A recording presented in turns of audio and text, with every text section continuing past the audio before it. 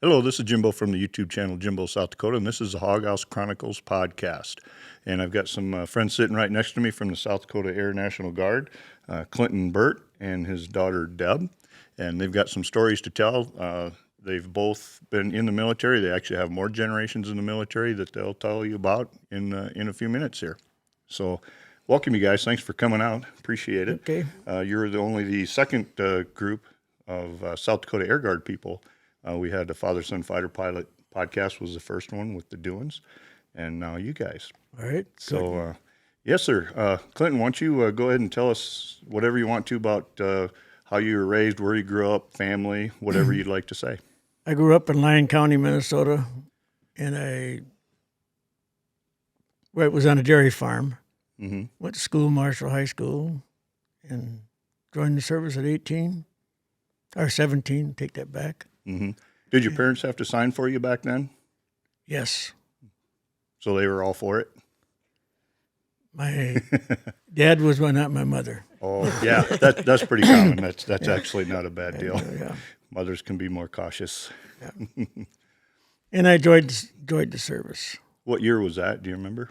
1954. 54. Right? 54. Yeah. I joined the Guard in 57. Okay. All right. Yeah. So how did you get interested in that? Or, I mean, a lot of people don't even know about the Guard existing. So how did that all come about? Well, let's start out with the Air Force was we'd go down and have donuts instead of eating the school luncheon. We'd go down and have donuts and I'd sit in front of this cafe eating the donuts. And they had this picture of this pilot. And I told them guys, I'm going to try that someday. There you go. I didn't make the pilot, but I got to fix his airplanes. Mm-hmm. Yeah. Did you wear glasses back then also? I don't know when I started wearing glasses, no. Yeah. Yeah, there's quite a few people where eyesight takes them out or hearing takes them out from being a pilot. So how many brothers and sisters did you have? Let's see, I got 4 brothers and 2 sisters. Okay. So you're a fairly sizable family, farm family. That's not uncommon back then, especially on the dairy farm. Right. Mm-hmm. Yeah. Milk cows at 4 o'clock in the morning and 4 o'clock at night. Yeah. Been there. Now, my wife grew up on a dairy farm, a small one. Did you eat 3 meals a day or 4 meals a day? 3. 3, okay. Yeah, these guys, they had pretty high metabolism too, but they would eat 4 meals a day, working around that schedule that you just mentioned. Yeah. When I stayed at my grandpa's, that's how they did it. You'd have a lunch before you went out to milk the cows, eat when you got back in, and then have your regular meals, and maybe a lunch in between. Yeah. Yeah. And they had the different names too, you know, breakfast, dinner, lunch at 4 in the afternoon, and then supper after the milking and stuff is how they, even more confusing than the supper dinner thing. Okay. So, all right, why don't you go ahead and introduce yourself and how you relate to all this? So when I decided to get in the Guard, I was sitting there one day talking to my dad, and he says, "So what do you want to do when you get out of high school?" And I said, "Well, I'd kind of like to be a teacher, or maybe it wasn't really thinking about what I wanted to do. I was a junior in high school, I think, at that time." And he said, "Well, what else would you like to do?" I said, "Maybe go into computers or x-ray technician or something like that." And next day he comes home with all these papers. And he said, "Well, how about going into the Guard? They got some stuff out there, and if you got into the computers, they have one in Supply that you could get into their computer system and maybe get a full-time job out there. They could pay for your college if you decide to go to college. And if you want to be an x-ray technician, talk to them a little bit. That's a 2-year full-time commitment every day going to college or technician status or whatever, going through that." And I thought, I don't really want to put that much work into it and stuff like that. So I thought maybe I'll just go ahead and just do the one. So I went ahead, and that's how I got in the Guard. And so went to basic training, and my softball coach at that time would not let me go to basic training until after softball season of my senior year. So I didn't get to go till September. My softball coach is kind of sitting right here beside me. I kind of wondered about that. And anyway, so I didn't go in until September and went to basic training, and I actually got through basic training and when I got back, I went and I got back in November, at the very end of November, and I was a technician by March of 78. So 77 I got in, 78 I was a technician and put in 33 years through the supply system. But anyway, I was actually in my squadron. I was the very first female in my squadron. Oh, okay. So I kind of led the way as one of the females in there. And in our family, not only did I get in, but my older brother, he got in, but he actually got in the Navy. And then my littler brother got in, and he got in the Air National Guard in South Dakota, and then he went out to Klamath Falls and got into the Oregon Guard after that as a full-time person. My little sister, she followed 10 years later, and she got in for a little while, and then she became a nun down in Yankton, and that just didn't fit with her, what she was doing, so she actually got out at that point. And and after I got in, and I got married in 79, and my husband didn't really like the Guards for a while. And then he decided that it was a pretty good idea. And so he got in 84. And we had to sign away our kids at that time because there was a lot of the active duty when they'd get ready to go on a deployment. They would go and they would say, well, we can't go, both of us can't go when they're married because we don't have anybody to take care of our children. So at that point, what they did is they had you sign custody away to somebody else. And man, I got called into the commander's office at that time with a bunch of all the leaders. And are you sure you want to do this? And I got chewed out by some of them. You're a mother and you're going to give away my kids? And I go, I think you all know my dad. And if I was treating my kids wrong, because I couldn't give them to him because he was also in the Guard, I gave them to my mother. I think you know that he would be over at my house taking my kids away from me anyway. I said, so they're not going to come get them unless I'm really bad to them. So, Right. so it was not a thing for me. It was a piece of paper. My mom would have took them. If something happened to me, she would have came and she would have raised them and whatever. So. It was not a thing. So, and if I went on a deployment, she would take them for me. It was not a bad thing. So, that's kind of how that went. And so he got in, but before that, even his sisters got in. Both of his sisters, and they got into the Air National Guard. And they would first of all they were thinking about going into the active duty, and I told them, I think you should go into the Air Guard first. See if it's something you really like. If you really like it, then go active duty. They both went active duty, both married service members. One, they both got out after that. One actually married an officer, so that was that officer. Right. He couldn't, as an enlisted, she was enlisted. Fraternization. Yeah, you couldn't, yeah. And then he went in he got out of active duty, became AGR, and eventually became the commander of Klamath Falls, Oregon. And the other sister, she became her husband taught survival out in Washington State. Fairchild Air Force Base. Yes. Yes. Yeah, he was the survival instructor. In fact, and when he went to Iraq, and I was there when he was there, he would go in and he went in and went and found some of the, I don't know who he went and found, but went and got some of the people out. So he was involved in some of that kind of stuff there. So Okay. it was a big I didn't family realize thing. that you and Harlan, I thought you met in the Guard without knowing, because when I got in there, you guys were already there, obviously, and I had thought you met in the Guard maybe and got married. Nope. We got married in '79, and he didn't get in until '84. Okay. Yeah. So Yeah. So, was there any of your buddies or anybody that went into the military with you? Were you like talking with any of them, Nope. like do this with me kind of thing, or Nope. were you just straight in? I was straight in. I was, like I say, I seen that pilot thing on there, and I talked my mother into signing me. So I go. So I went to Parks Air Force Base at 17.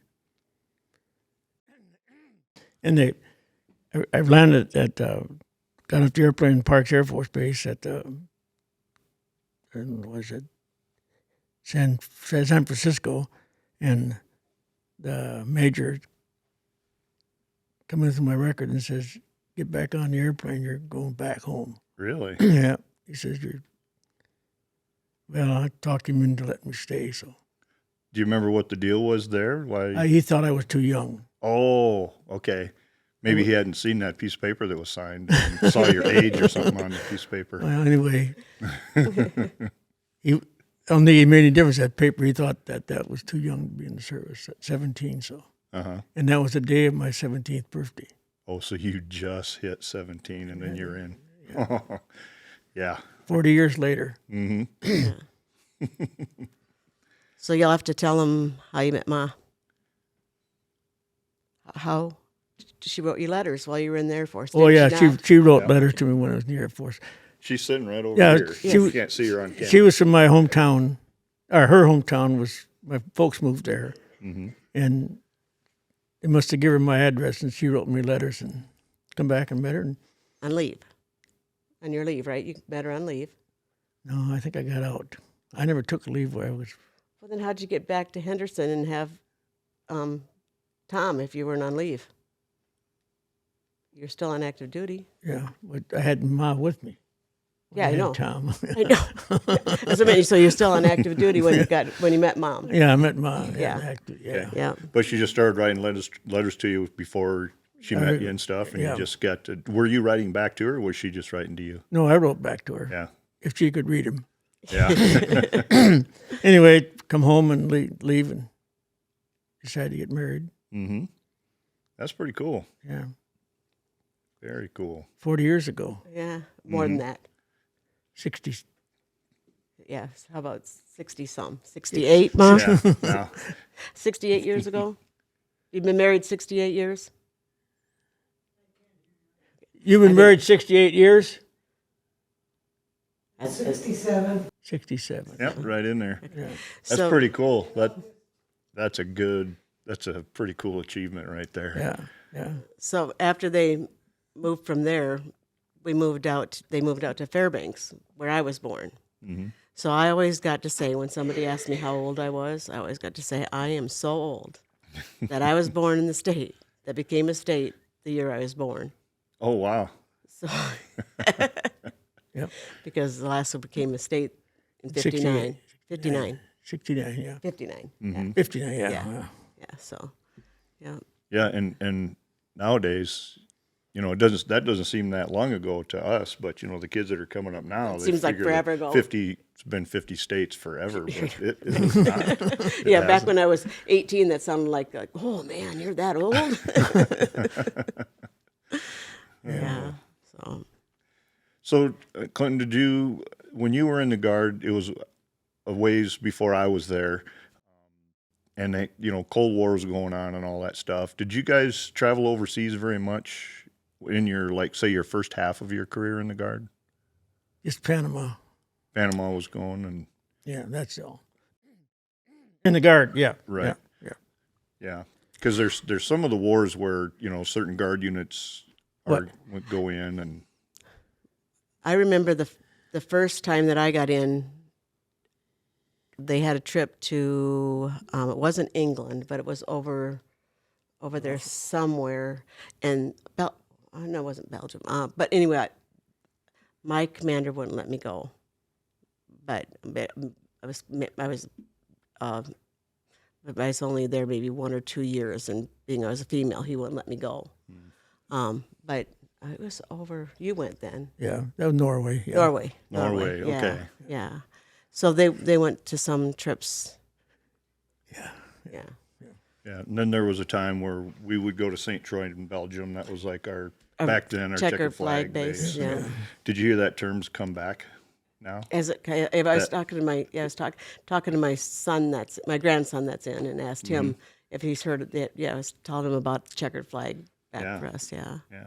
So we just touched on the generation thing. Right. So you've got first generation, second generation. And then my son, which was third generation, and my grandson, which is fourth generation, Okay. who actually works for some of the people that I trained and actually hired as full-timers in the Air National Guard, because he's in supply. So it's kind of cool. Oh, that's pretty Yeah. wild. So Yeah. how long was your son in then? My son was in, I think he was in 6 years, but he went active duty. He was 2 years in the Guards, and then he went active duty. Oh, he did? And he went to Iraq, and it was not, he went over there at the first part and was really horrible for him. Mind you, he was Army. In fact, they lost him in the middle of the desert. They left him there.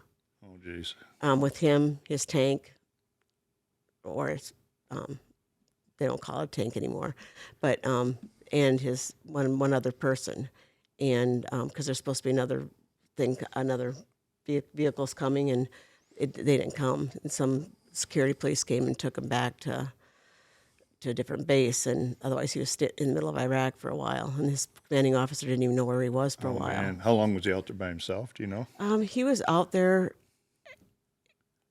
It was in the middle of the day until it got dark, when the security police came and got him and took him back. So at least it wasn't 24 hours or longer. No, it wasn't. They were doing their rounds and found him in his tank and whoever the other person was, and took him back. And how they found out was his wife called the commanding officer's wife. When the commanding officer that was over there called his wife, told him where he was at. That's how they found out where he was, to get him back. He was able to communicate with her, but yeah, we couldn't get, because he was in, he was in Iraq, and my son was somewhere, I can't remember where, Saudi. I think he was in Saudi. So they couldn't get, he didn't know where he went. He couldn't get a hold of his commanding officer, didn't have the number or whatever. I don't know how they couldn't get a hold of him, but yeah, he could get a hold of his own wife, which could get a hold of the commanding officer's wife, which could get, anyway, yeah. Right. So it's kind of. So did you have more than one child? I had 3. 3? So, And- but one went in the military? 2 went in the military. The other one went in. The other ones went straight into the Army, and she went through basic training, and then she just got out. She had trouble with some medical issues that she didn't quite make it through the Army's basic training, so she got out. Okay. So, yeah. So So going back to your deal, were you in the same career field the whole time, or what was your position when you went into the military? I went to when I got out of basic training, I went to tech school in Amarillo, Texas, for aircraft mechanics. So that was my career field. It's the only one I ever had. Mm-hmm. you were on the flight line the whole time you were there, Yes, crew chief. crew chief. Okay. And what was the first airplane you crew chiefed? 86. The F-86. F-86. It's standing in the gateway to the boneyard, and the number on it is 338. Wow. And when was last time I was out there, to make sure, I went over and checked it, and I pulled the forms out and Oh, did you? seen where I had made some entries in the form. That's cool. So I know it was the right airplane. And that's down in Tucson, right? Tucson. Just at the gateway to the To the boneyard. boneyard. Yeah, we've got a state park over here east of us, and there was a plane in there. I was told it was an F-86, but it sounded like it maybe came from Dennis the Menace Park out of Sioux Falls. F-89. That's an 89. Yep. Okay, and yeah, some guys owned the land over there, but they had all kinds of stuff in there, like circus wagons and all that. And I guess when the two unmarried brothers, when the last one passed away, then they had a big auction and stuff. And I went over there with Johnny Dykstra. He wanted to buy that airplane. Oh, I bet. Yeah, and trees had grown up all around it and stuff, and it was an icon because everybody going to the state park there to camp, it was there for decades. Yeah. And then they ended up having to cut the trees out to get it out of there and stuff. It might have ended up over in Iowa somewhere. I heard it. I think a guy that flew the F-89 maybe ended up with it. So my guess is it's on display in somebody's driveway over in probably western Iowa. I know we took one to Pier. I don't think that was the one, though. I think they flew the one to the airport out at Pier, and we de-armed it and pulled it down to the... Is that maybe sitting outside? Don't we have a museum over in Pier? Yeah, it's sitting outside. Sitting outside of that? Yeah. Okay. Yep. Yeah. So how many other airplanes did you work on? You started on the 89? F-86. Or 86? Yeah. And then I went to Alaska and F-102s. And I come back to the States and got to Oxnard, California, 101Bs. And that was about the end of it until I joined the Guard. Right. Yeah. And then we had 100s. I think we still had first 100s. We don't think we had 86 out there, do we? I know when I started, it was the 100s. Yeah. And they were just getting rid of them right when I started. Yeah, I was never in. I don't know if I was there when they had the 101s or 102s or not. I can't tell you. No, I don't remember that. So when he got out and he was out for, I don't know how long you were out, not very long. And he put in an application for full-time both in Sioux City and Sioux Falls, and he got hired in both spots. Oh, really? And decided to move to Sioux Falls. I don't know the reason why. I don't remember why I chose Sioux Falls or not. But, Yeah. I just remember you telling us that we got hired in both spots and we moved. Maybe it was closer to home, Ma? Do you know? Do you remember? Why I took Sioux Falls instead of Sioux City? Well, you got Sioux Falls right away. Yeah. You went and talked to him, and within 2 weeks you were working. Yeah. Okay. So, yeah. And then when he started out there, so yeah, okay, so then when he started out there, he gets going out there, and a lot of the guys are asking him, "So are you related to Jim Burt?" Yeah, I'm related to him. So eventually found out that Jim Burt was a radio announcer. Was a news was really? was he a sportscaster on TV? On TV, yeah. But I wasn't related to him. he though. wasn't related to that Jim Burt. Oh, I have a brother by the name of Jim Burt. Yeah. So that was kind of something. And I can remember the days when they had the Guards. The credit union used to be up in the ops building. I remember hearing that. That was before my time, but yeah. Right. And when they would have, I don't know if they called it friendship days, family days, or whatever they called it, but we would all get together and they would have races. And That was family days. was yeah. it family days? Yeah. And we would get together and we'd have three-legged races. And I can remember all the kids as all the different families, like, and I'm sure you can remember some of those names if I can pop them out. But like the Portises, the Rabs. Do you remember any of the Rabs? I just remember the name Clyde. Clyde Rab, yeah. and he had kids that were my age that we did. Jamesons. The Jamesons, they would have, not too many, but there's a couple of guests were my age. Jamesons. Trying to think of some. There was a whole bunch of families that we'd get together with, and we'd have picnics, and then on the 4th of July, my dad always volunteered to go out there, and we'd send off all the airplanes and The flyovers. all the flyovers that they do Okay. on the 4th of July when we were younger. Of course, my little brother he'd go out and mimic my dad and go out and kick the tires because that's all that's what they Kicking told tires. the crew chiefs did, back then. But he'd go out there and mimic him just a little bit, And so he'd go out there and he'd go out there and help. We got to go out there and help and stuff like that. And we'd do like smoke bombs out in there. And that was the old hangar. Yes. And that just that little front part. North Hall. Yeah, the North Hall. That's what they called it. And then we'd the ladies would all bring potluck, and we'd have lunches out there. And then afterwards, we'd go sit on the other side of the river, so that we couldn't really see the ground displays go out with the fireworks, but we could see all the other fireworks go off and stuff. And then later on, after that, when my dad stopped doing the flyovers and stuff, we used to have 4th of July picnics at my house, which was, I lived out in T. We'd have everybody come to my house, and we'd have fireworks because we could shoot fireworks out in T. Sure. And then Carlson lived down the street from me.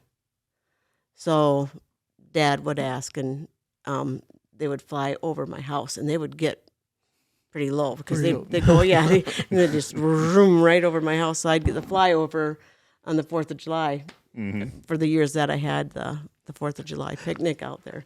So she used to be like, so it was very, very family orientated. Right. The Guard was so much. So back when I was younger, it was much more so.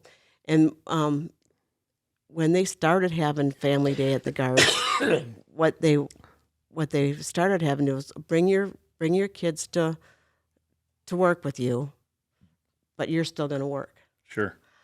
And I went to my boss that year, and I said, did you think that maybe we can have like games for the kids to do, something for them to do, so nobody gets hurt, nobody gets into things, we can just do something. And all of a sudden I'm on this committee, and so now we have a lot more games, and it turns into a big family day, where it's now we got, you know how it turns out. We got a lot of stuff coming in and stuff like that. And I went back now to a family day, and it went back to hardly anything again. Yeah, there's been some changes. And Yeah.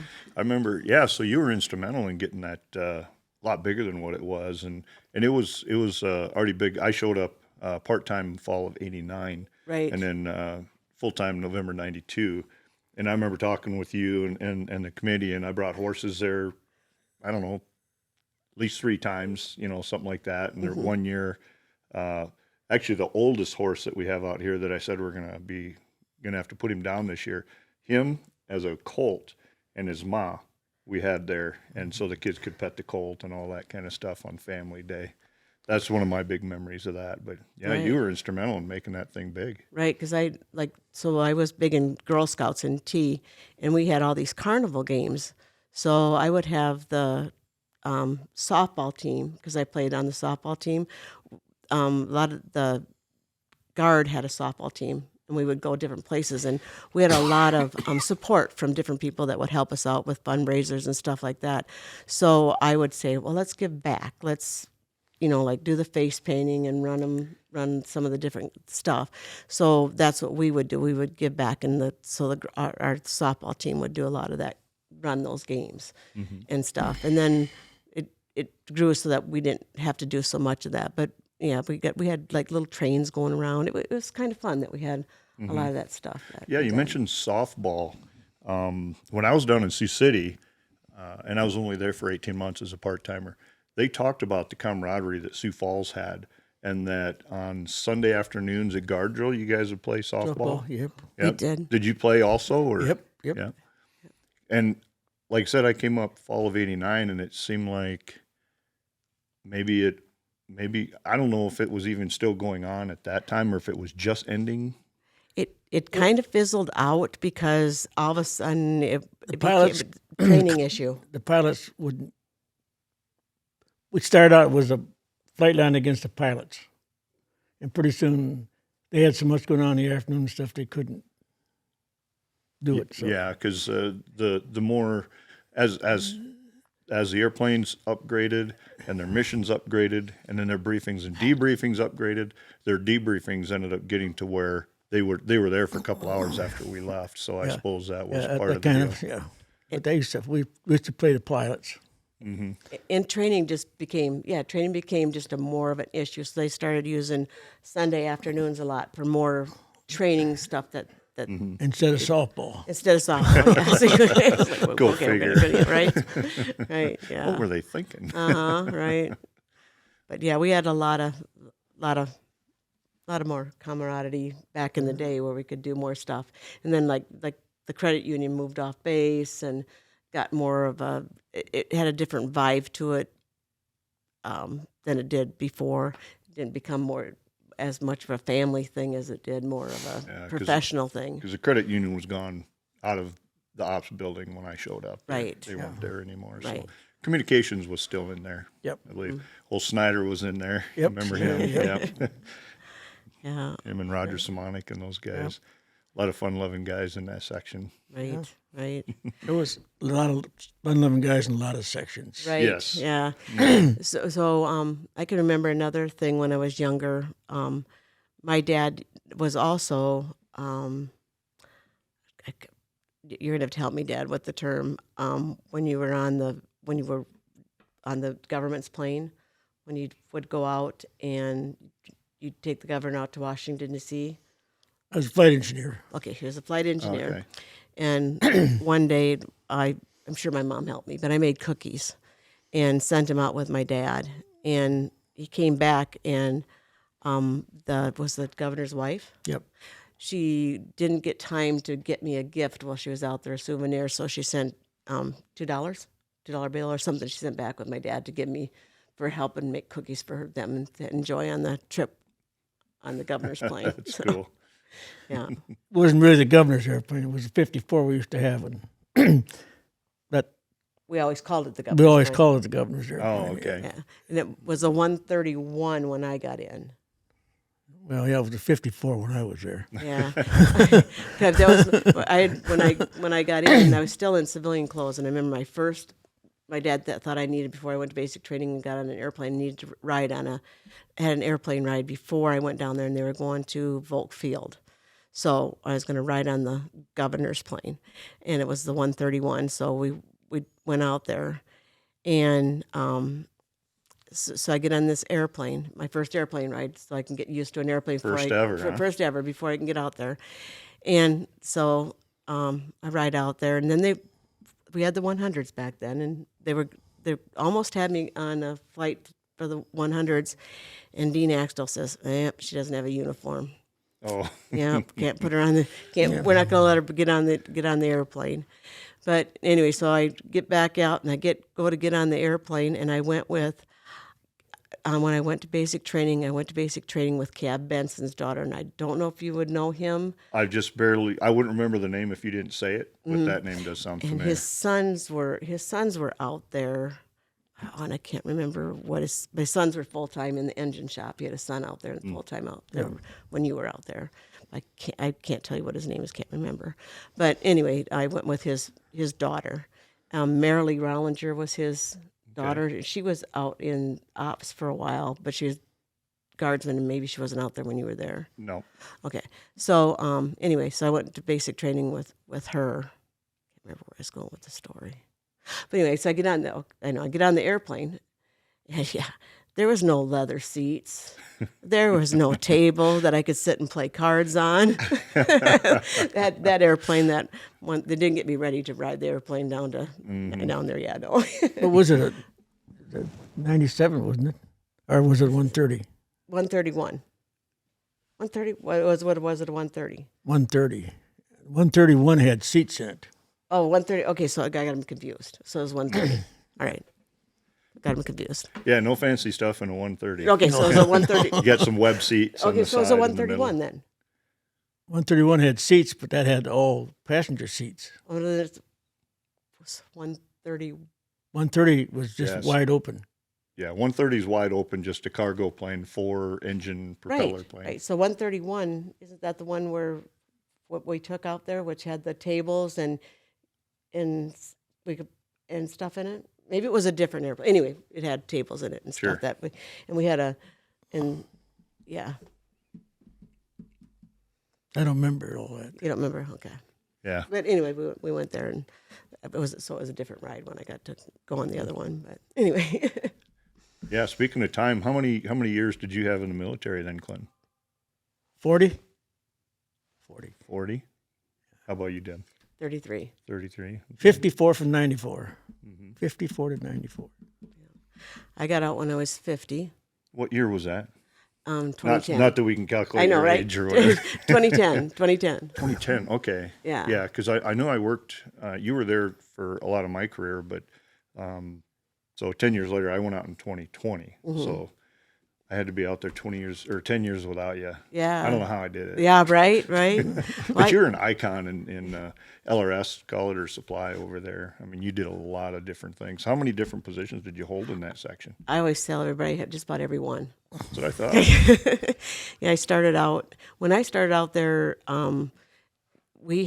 I started out in the computer room, which was, my dad told me I had a computer in supply. Well, when I started out there, I don't know, nobody probably here that would be watching this knows what a key punch machine is. But it's a little machine that looks like a typewriter that's that you type on, and it makes these little holes in cards that you fit into a machine that reads it.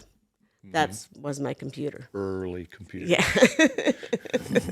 And the real computer, if you went over to the computer room, took up a building probably as big as this, which now, of course, you know how little they are now, but that's how big a computer room would have been back then.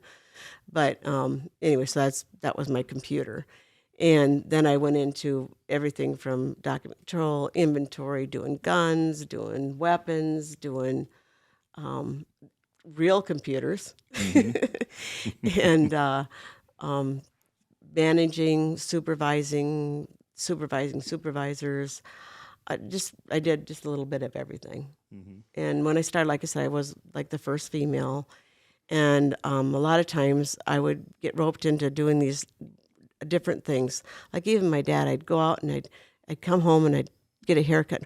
Why didn't you get a haircut that was back then, 3510, so that you're in uniform? Dad, this is uniform.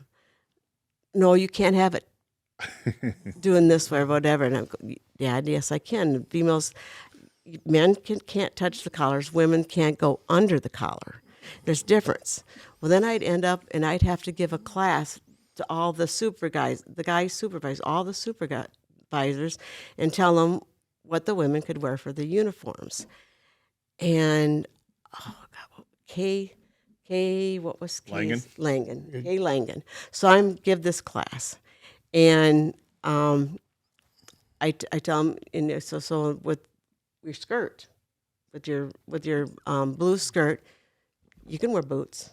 The next day, you know it, she went to school, she went to work in her combat boots with her skirt. Yep.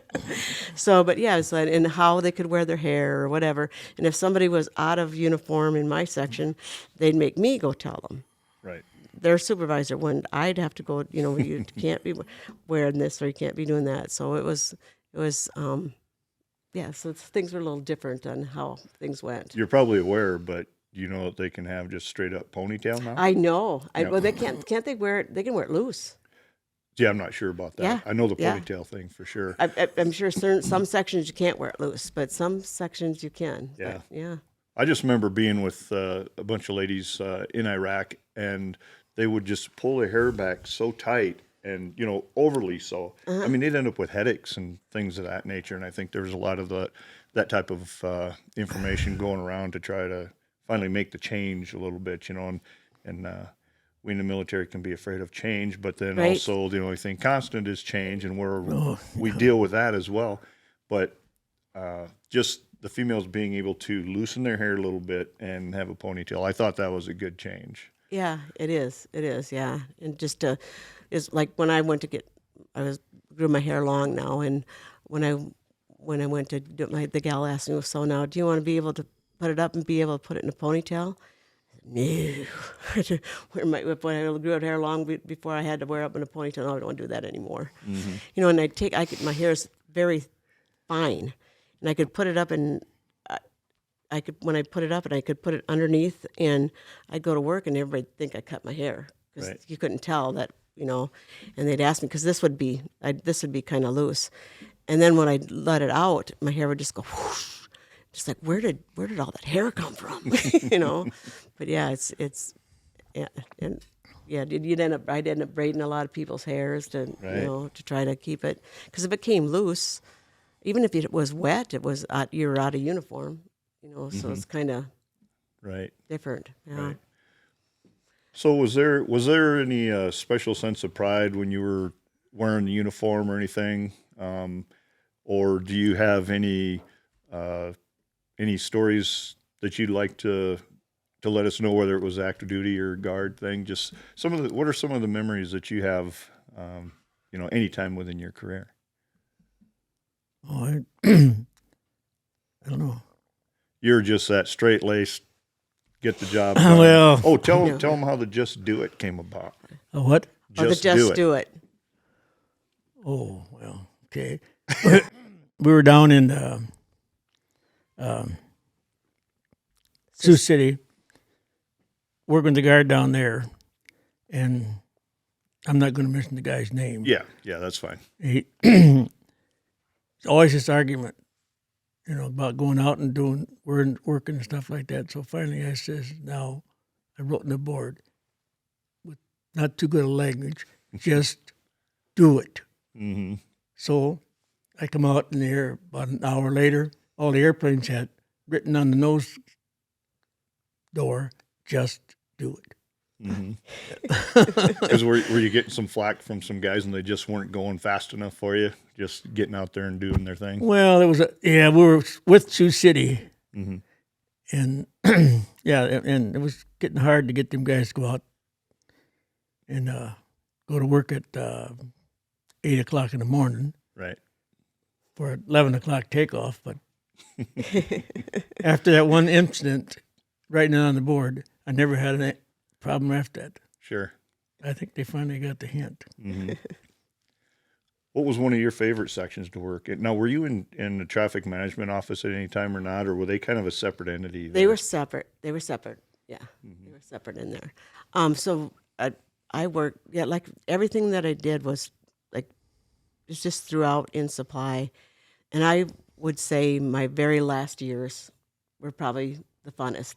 When I went to Iraq twice, and even before I went to Iraq, I got a nickname, and so when they coined two people from each section, and I got to pick the two people.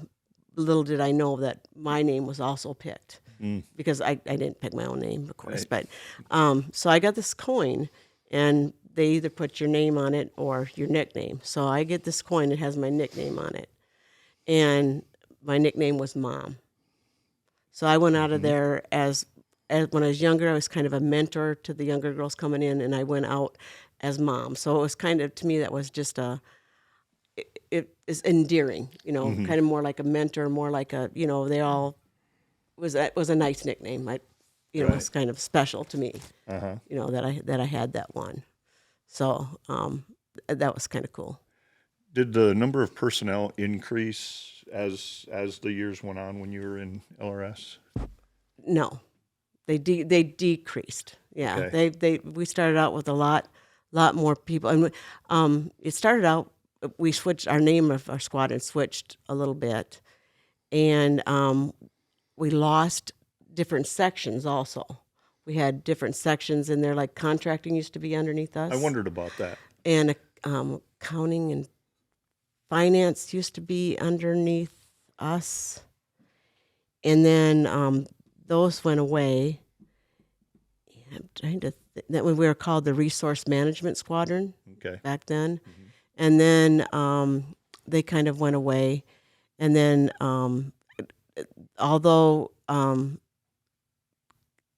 contracting was not underneath the chief of supply, they kind of stayed underneath their, I mean, he was still the boss up within our squadron. I don't know how that worked, but he just, it looked like he was, but they weren't really in the scheme of things underneath there. Right. But so, yeah, it just went, that kind of went down a little bit, and but it was, yes, a lot of people went down. Supplies numbers went way down, and when I left, they even went down even further. So it's kind of funny how that worked, and I think like our part went down, but in the Manning document, maintenance went up. Mm-hmm. You know, so they took a lot of our numbers and moved it over to different numbers. So, I mean, the military didn't go down, just that it just moved different places somewhere. Right. There's a lot of administrative changes on the Manning document of things, and when the sections you talk about went away, they just went into either their own entity or underneath another entity. Correct. And part of the reason I was asking that is when I was in there, had a guy I was working with, and he's saying, "You just watch." He says, "Supply's going to be getting smaller, and we're going to be doing a lot of our own items, Oh, yeah. including like making your own orders and stuff." And that all through the years came to fruition, and it was a lot more self-help. We called them programs where the member themselves were doing a lot of their items, including like the travel vouchers and things too. You weren't walking over to finance and having somebody that could read the things upside down and tell you how to fill things out. Correct. Yeah. And yeah, so a lot of those changes did come about. And Right. I wondered if when you first got in there, if supply had built up and then went back down, but I realized it had dropped down. It dropped down. Well, even like when I got in, the first section I went in was, of course, that computer room. Then the next one I went into was clothing issue. In that clothing issue, I had clothing, tools, office products. So all the office products went out into a credit card where everybody went and bought their stuff with a credit card, and basically so did tools. Mm-hmm. So those didn't even go through the supply system anymore. Right. So then so basically that job just went down to clothing. Mm-hmm. And I also did all the ribbons for the whole base. I remember that. I did everybody's. remember that. I did everybody's ribbons. Wow. So then when I didn't do that anymore, that job went. It became nobody's job. It went over to customer service over in the palace, and you Right. just went and did your own. They just ordered the ribbons. Yeah, for so you. it got to where you could get on the computer and you can do a printout. And And you then it went was over- self-help where you would go Yep. at this desk with all these ribbons there, which is a little tough for a colorblind guy like me. So having when they didn't have everyone labeled with the name, it got a little tough for me. But Yeah. I waded through it. Yeah. Yeah. So I mean, so that was like one job that just kind of just went down to nothing. You know, it just went down from one down to just being clothing issue. Yeah. And then that job, that whole job changed too. Which before, you know, you used to get your uniforms in, and you used to have to sew your own stripes on and all that kind of stuff. And then it went to where they went to a place where they did all the sewing on stripes. We used to come to you guys, Right. and you yeah, guys you used to help us out somewhat. And then it became a big job for you guys, right? yeah, it was way too way much. too much, right? So anyway, so they would sew they would sew the stripes on for us, but and then now they all went to patches, but yeah, so that kind of all switched a little bit. Mm-hmm. So yeah, Yeah. How many different uniforms do you remember wearing? Did they change them very often? Well, we started out with coveralls. Mm-hmm. Just a solid color coverall? Well, yeah, that weird green coverall. Yep. How long we have them? Then we went to kind of a Levi type pants with a shirt. Then finally we ended up in the uniforms we had at the end. didn't you have tan ones? Was it tan ones in there somewhere? Or was that before you?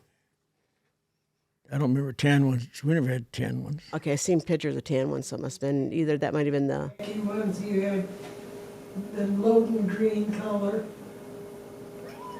You had those blue ones were, yeah. Yeah, we had blue. I wondered about blue. That's why I was wondering about the color. I thought I had seen something about blue coveralls for a while. Yeah. Yeah, 'cause I got tan ones in for a while too when I first got in. And then we It had been something different. One time when it was, I don't know what years it was. It might have only been 3 or 4 years. We went to a civilian uniform during the week. Really? Yeah. Because I knew that was the big difference between the guard and the reserves. Is the reserves would wear civvies during the week, and the guard would stay in the uniform, even though you were paid like as a federal employee. And it was before I went AGR in 1984, so it was before 1984. Because I was a technician still, and me and another gal, Barb Anderson, I don't know if you remember her. Yep. She left the unit after a while, but her and I picked out the girls' uniforms, and I don't know if you remember that when we could wear those No, or I not. don't. But it was just for about 1 or 2 years the union decided that we could wear we went out and picked them out, and you could wear, there's just a couple different things that you could wear, and then that went away pretty fast. But when I got in, it was the ones that you ironed. The fatigues. The fatigues. The green fatigue. Those Yeah. were, I got a lot of old buddies Air Force buddies that really liked those green fatigues. Yeah. They were a little bit of work though, ironing your Get creases. the creases, yeah. But you could actually cut the sleeves and hem, so you actually had a short sleeve. You could wear the low quarters shoes or the boots Right. with them. And they They were had pretty sharp. They had chukka boots too back then. Chukka boots. Chukka boots. I used to have guys come in and they'd lose their chukka boots. What is a chukka boot? It was like they were like this high. Brogans. The guys called them chukka boots. But they'd only go up the ankle about They would that only far. go a little, yeah. They'd only go, they'd only be about like this tall, and they'd lose them because then if they didn't have them for 2 years, they'd have to buy them. Sure. So they could have extra pairs. I know what was going on, but Sure. yeah. So anyways, they would do that every once in a while, and when I went to basic training, I don't know if you ever met Getchus. He used to Yes. be the clothing person. Yeah, when I first got Bob- in, he Bob was the man. Getchus? Oh Yeah. yes. Good old Bob. So remember, I'm one of the first girls in there, and he used to be the clothing person before me. And all the guys either treated me like a little sister or a daughter. And one time, one of the guys came in, and I tease them because they'd do something to me, and I'd go like this. I'd take my glasses and I'd look over top of them and give him a look. And I did that one time to Bob because that's what he'd do. Sure. If you did something like, he'd look over top of his glasses and give you this look, and one of the guys go, "Only you could get away with that. You would no way. Any of us could get away with that." But but I went to basic training, and our TI had us put floor polish on our shoes that you never. You had one pair of shoes you never wore. You had us put so they'd shine. You had us put floor polish on. So when I come back, I had to get new shoes. Mm-hmm. And was he pissed? Oh, I can imagine. Oh man, was he Getchus. mad? Oh, he was mad. That was a sin to go in there. Oh man, yes. And then but he was man. Nobody messed with his girls. Yep. Yeah, over there, nobody messed with his girls over there. Yeah, he took good care of us. But yeah, he's a good guy. Yeah. So, but yeah. Yeah, she was in the section I got along the least with. Oh, really? Did you do that on purpose? Did you help her choose her career? No. So we figured we should be able to walk over there and get a wrench if we needed one, Right. if they had it. Mm-hmm. But you had to go through all that stupid rigmarole and different things like that we didn't like to do. Right. Like one for instance, he's told me one time like they wanted to get muckalucks because when they get out there and they're just below zero or whatever, and you need something for your feet, and Getchus wouldn't let him have them. You had to go through a bunch of before. Well, and I told Getchus what I was going to do. Yeah, well, yeah, he went to the Base commander base commander and said, they won't give us muckluck so we can stand out there and freeze our feet off standing off the airplanes. Right. Next Yeah, my whole career in my shop and then later on in my office always had a window out there, and I was like, man, those crew chiefs and those loaders and stuff. But so what you're kind of talking about is back in the day where they didn't mandate that you had to have a certain amount of items, like as you know, being in military clothing section, if one guy could just decide if you deserved them or not. That was there. Yeah. Yeah. But after I had one person that I could go to and get anything I wanted as far as it was for safety. Right. That was Lloyd Olson. He was a safety officer. And if I wanted something they wouldn't give me to me, I'd go to him, and he'd go to supply, and the next day I'd get it.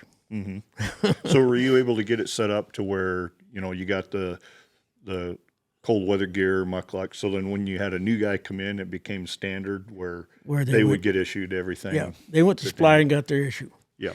So we had mobility bags back then, ABC bags, whatever, and your cold weather bag had your parka and your mucklucks in it. So what we would do is we would take those out of that bag, your bag, and give them to you. So then that basically, if you got sent somewhere, you would have only got part of your, you'd already have that part of your bag. Right. That's how you had your issue, but it didn't have to sit in a bag. In a bag. That's how we unused. that's how we authorized it. That's how we came up with the authorization of letting you have it without getting in trouble with the higher ups or whatever. So you can check my memory here. We had to sign a 538 in order to get that. Pretty close. There's a yes, because when people would- $12.97 back then. yeah, And that that was a temporary hand receipt. right. The 538 was more like your pilot's gear. Yeah. Yeah, and now they don't even make you sign those anymore. Yeah, because it used to be where we had to sign for those, what we'd get out of the bag, but at least you could use them. Yeah. And because I remember getting my mucklucks that way. But and then when you left the unit or retired, then we'd have to check out with supply, and they'd pull out whatever form it was, whatever you signed at the time. Right. When I went, it was a 538, and whatever was given out of the bag, you had to turn back in or buy it, pay for it. Unless it was at that time unserviceable, or they changed the code on the item to Sure. where you could keep it. Where sometimes, like the muckalucks, of course the white part, the inserts became not, and then eventually the even the boots became where you wouldn't have had to turn, where you didn't have to turn. Because I it think in. it's more of what you would call a personal item, where it's pretty close to right next to a person's skin, and Our toolbox was the same where we couldn't keep our toolboxes right. unless you went through Getches. Yeah. And then if you had a reason you wanted to keep your toolbox, Well, and it's kind of come back to that too. Now they have a tool crib, so now all the guys have to go to the guys and gals go there and sign out their stuff. but he said you had to turn that stuff in, well, I found he didn't turn that stuff in. Oh, yeah. Picked it up on the load and threw it in some junk truck and hauled it away. They went into went to Dermal. They had processes, but they wanted to make sure it went back to a government agency instead of civilian hands. Yeah. Yeah. So I guess. I know I went when I was there and when I was doing tools, and all the supervisors got issued cards that they could come over and they could get their tools with. And one time, one of the my supervisor came in, and I think it was his supervisor that had just left, and he said, he asked me, well, did he tell you what he needed that tool for? And I said, he could have told me he needed for blah, blah, blah, blah, blah, and I would have no clue what he was talking about. So he was given that card for a reason, so I'm just hoping that they're trusting him with that. Guess the mechanic themselves. I know, right? Do you really need that? Really? So, yeah.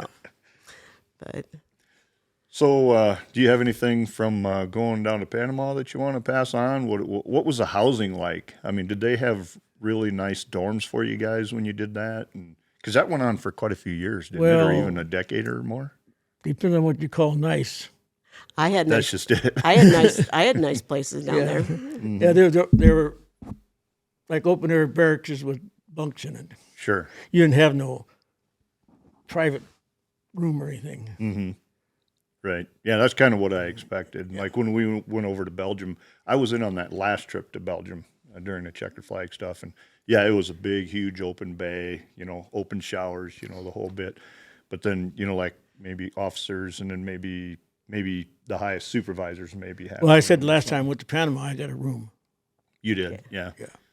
So we when we first got there, the girls, we stayed above the club in Panama, and so they had nice rooms. And then the last time that we got there, they were going to have a stay in the women's barracks, and then the guys can't come up there, and Right. there's just certain things that there's all these different rules and stuff like that. But they didn't have our rooms ready, so we got put in the club at first. So In we the had club? we had above Or the club, above it, okay. above the club, and there was 4 of us. There's only 3 beds, but we said, well, we'll just stay here, and one of us is going to sleep on the couch, and we'll just stay here. And so they let us stay there. And then the next group of girls that came in, there was only 3 of them, and we said, and we would have had to. We just kind of just stayed out all night and let those girls sleep there, and so we just let them have that room, so they didn't have to take that other room either, so that you didn't have to switch it out and stuff. So we had really nice rooms. So we had like one room with all 4 of us. Of course, there was a shower down the hall, but still, it was really, we had really nice rooms down there. Right. But we went in. I remember the second time I went in there, we go down for the safety briefing, and the guy, the commander, or whoever was giving the safety briefing, was an officer. He goes, yeah, so be careful when you're downtown. He says, because the laws are a little different here than back in the States. He says, my wife was downtown one time, and some guy came along and stole her purse, and she started screaming. The officer on the corner pulled out his gun, bam, shoots the guy, goes and gets her purse and hands it back to her. Oh, my word. Don't steal anything. Holy cow. It's different, different world, A little different rules down there. The Wild West. You hope the good guys are the ones armed. Did you ever go down to Panama? What's Did that? you ever go to Panama? No. When I got out of the active duty, I was at Omaha just a little over 2 years. I went into Sioux City Guard for a year and a half as a part-timer. And while I was a part-timer there, they were doing their last trip to Panama. So I had one little trip to Phoenix area when I was in Sioux City, and then that was it. So that was done. Sioux Falls was getting done doing it as well. I don't know who did one of the last trips. It was either Sioux Falls or Sioux City. But I was up here, and then I don't know if I think maybe I was a very new full-timer and did the Belgium checkered flag trip. And then that was kind of the last of those kinds of trips. So got in right on the tail end, but no Panama. I did the Belgium trip too, and what was the ABC Islands, Aruba, Curacao. Curacao. Yeah, Did you go to that one? Yeah, I was on That was Curacao. the one that we did instead of Panama. Yeah, that was kind of a drug interdiction Right, or something. right, yeah. Kind of deal. Yep. So there's no other overseas places you went, Clint, or? Well, I didn't go when I was in regular service. No, I didn't go overseas. No, Yep. And Just in Belgium. I went to Belgium. I went to Norway. You went to? Didn't you go to England? England. Yep. I've got my regular tours in. Yeah. England. See, them tours I went over there, I could take my wife. That's cool. Yeah. In fact, she'd probably give you stories about her coming over when I'm over there, trying to get on trains and subways and stuff, trying to get to. Right, Ma? By yourself doing all that. She learned how to travel. Yes. Yeah. Well, the Curacao deal, my wife came up for the middle portion, so she did a little bit of the alone traveling, and that airport was a little sketchy at Curacao there too. So she had her eyes opened up pretty wide coming into there. I went there to get a part with Mike Tyson and one of my guardsmen's, and I go up there, and the guys at the airport would not talk to me. I'd talk, and they'd talk to him. Mm-hmm. They would not talk to me, and so when we're leaving, and we get ready to go, and I go, they're not talking to me. They don't talk to me. You get to carry the part. You could do everything, But yeah, so it was really strange that because they would not even look at me. It was just strange because it was like they told us it was a slave island. Oh. That's where the Dutch, it was a Dutch island. It's where the Dutch would have their slaves, and then they would bring them over to Dutch, or to wherever the Dutch were that they, but where they came from. I know they had salt mines there too, but I know it was. I'd heard that. I thought they had like oil. They got oil or refineries or something there. That they were saying that you had to really watch it if it was raining or drizzling, because there was just so much like oil little particles that everything would get real slippery, like ice at Curacao. And I think they drove on the left side of the road, so that was a little tough getting used to that. But the other thing I was told was the beaches were all man-made. The inside of the island was pretty yucky, but the outsides were, man-made beaches on some of those areas, but they were nicer for the tourist area. And I think there might have been a bunch of German people that go there regularly too, or something. Different nationalities, maybe Dutch more so. Right. Yeah. It was and then I can't remember what liquor they made there too. They made a certain liquor there. It was blue, whatever it was. Blue liquor. Yeah, it was a blue. It was. I tasted it. It wasn't any good. Yeah. So you said when we were talking, we were talking around the table here a little bit before we started, and our unit's first trip to Iraq, you were in on that. So how did that go for you? Was it an eye opener, or was no surprises, or how did that go? Well, when I first was going to go, my son had been over there already, and he did not want me to go. Yeah. Mom, when you're going to take a shower, you're going to be standing in a foot almost of dirty water that's not drained. He's telling me all this stuff that's going to happen. And just didn't want me to go. He had some very, very bad experiences. And so when I went over with Washington, D.C.'s unit first. Okay. So I went over on 9/11, which is kind of scary going into Washington, D.C. on 9/11. Right. Because that's the day we left when we flew in there. And I was the troop commander. I was the troop commander, the head. So I had to carry the medical records, and then I got to pick half of the flight of who got to sit on the first class.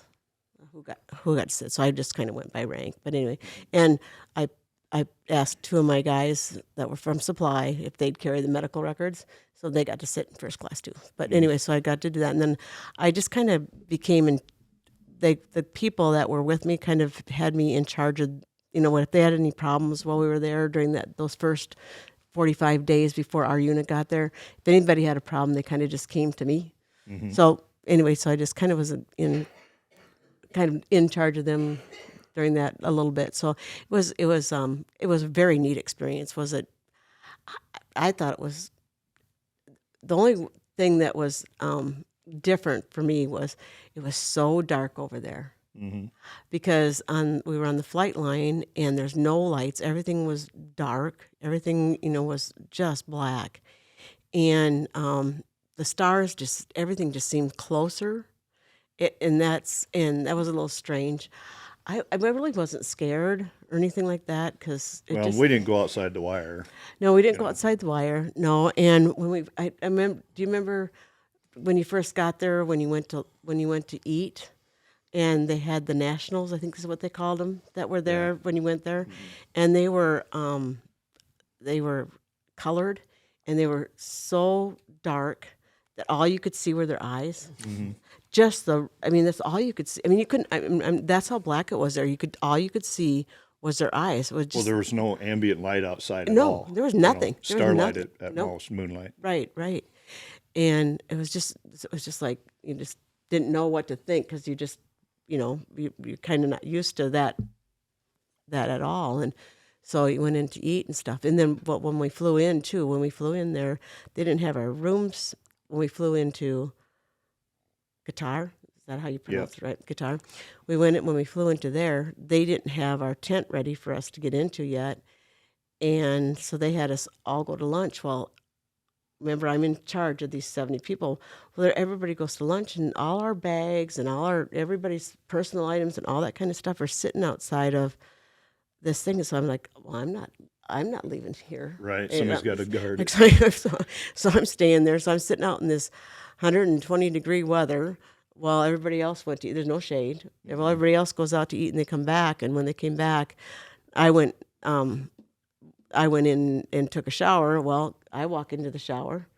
It's got a foot of of water, and I'm thinking there, oh my God. Yeah, here you go. Yeah, here we go, right? But then when we get into Iraq, it wasn't like that at all.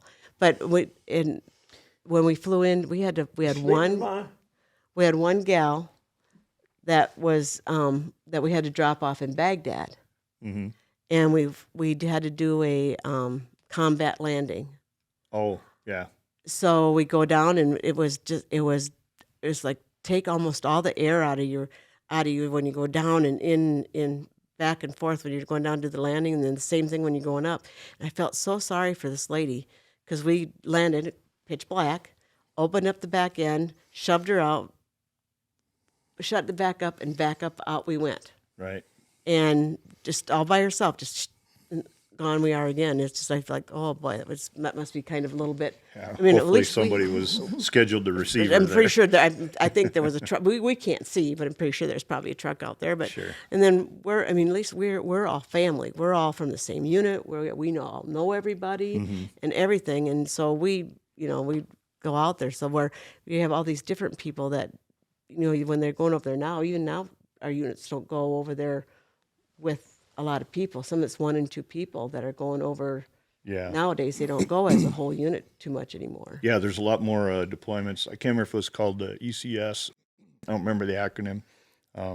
But you'd have the fighter squadron that would deploy, and that has your standard operations and maintenance people and some extras. But then a lot of the other sections, they'll just pick onesie twosie, but they'll be gone for like 6 months. And then they're put together with a group of people somewhere, just picked from different units, all get together. But there's going to be a lot more of the longer deployments like that for the Guard. Even some of maintenance is doing that. I mean, Are they? ones and twosies out of maintenance is going. I've been hearing some of that too, as some people are just Leadership positions maybe more or so. well, even the little guys, supervisors. even the Really? little ones that are don't have very many years and are just and they're not. They know they're you got to go. Right. Yeah. You joined it. Yep, you got to Yep. go. You got to go. Clinton, that's what they always said. You signed the dotted You line. signed the didn't dotted you? line. How many times did you hear that in your career? Very often? Or did you say it more than you had to hear it? Well, I probably said it a couple times. Yeah, I'm teasing you mostly. Your name's on the board. Just go do it. Yep. Just do it. There you go. Well, I volunteered to go to Iraq. I didn't have to go to Iraq. I Right. I was one of the in supply. We needed 8 people out of about I don't know how many there was, but maybe 35, 40, and a lot of people thought didn't think I should go. That and I go, it's a lot of the other ones I didn't volunteer for because I had kids, and a lot of them they didn't need me to go. I didn't have to volunteer, but this time. It's my turn. I want to go. It's my turn to go, and I just want to. And my husband didn't want me to go. Right. He wasn't going. He had a medical issue, so he couldn't go. But he didn't want me to go. My son didn't want me to go, and him and I think my little sister too. Both of them were like, they're talking about. In different conversations, they'd say how all that war is mainly over gas and all this kind of stuff. I said, if I die over there, you guys aren't allowed to come to my funeral because that's not why I'm going. Well, and your first time there's a lot more unknowns. You don't know what to expect. Yeah. And then you said you went twice. I went twice, yeah. And I went 3 times. It's Right. all to the same place. And each time it Got better. gets better every time, yeah. Well, the first time I was in a tent and that smoke rolled all the way through it. I don't remember if you were there when this was colder. When you went there, you were there during that colder period too, and the smoke just rolled through our tent. when we were there. I don't know if it rolled over into the ops part or not. If that from the burn pit. Yeah. Everybody that went over there should be on the burn pit registry, because every time you came out of your hooch in the morning, I mean, you could just smell like burning plastic and stuff. You had to live with that. Maybe that's why we're coughing so much here. Here we go. It's my turn. I worked at night, so I worked in that. It would just it was cold, so it just kept it down and rolled right through your tent, or where we worked in our tent. And I'm sure, like I didn't live in a tent. I mean, I didn't sleep in a tent. I'm sure the people that did the same thing where they lived. But then the next time that I went in the kind of like the July period. I didn't get into the colder period but they didn't have it as dark on the flight line. And we stayed in a metal building at that time that it actually had toilets. Before we had to have we had the porta potties. Then this time we had toilets and stuff, but they're always clogged. So might as well just use the porta potties, because you never could use the toilets anyway, because I don't know why they were always clogged, but they just must not had good plumbing. Yeah. But, The plumbing is usually one of the bigger concerns when we're going places. Yeah. And I don't know if you went to Turkey in '96. No. We're there in '96 and '02, but they made the facilities on base were pretty decent, and they'd have them worked on and stuff. But boy, you go off base, and if you have to use the restroom or anything, it was a little rough. Someone's bad, yeah. Yeah. Yep. So yeah, that first trip to Iraq, I ended up staying behind because I was part of the safety investigation board. Actually, the interim board, because that's what goes for that looks at the crash. We had that F-16, not ours, but there was a unit's F-16 that crashed. Okay. So me and one of the pilots ended up staying about a week after you guys left. We had to make our own way home after you guys left, and so that was one of my biggest memories from that one going over there. So yeah. So what are some of your happiest memories in the military? Does anything stand out? Oh.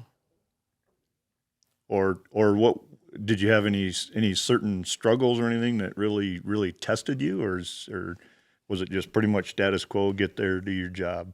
Pretty well status quo. The one thing we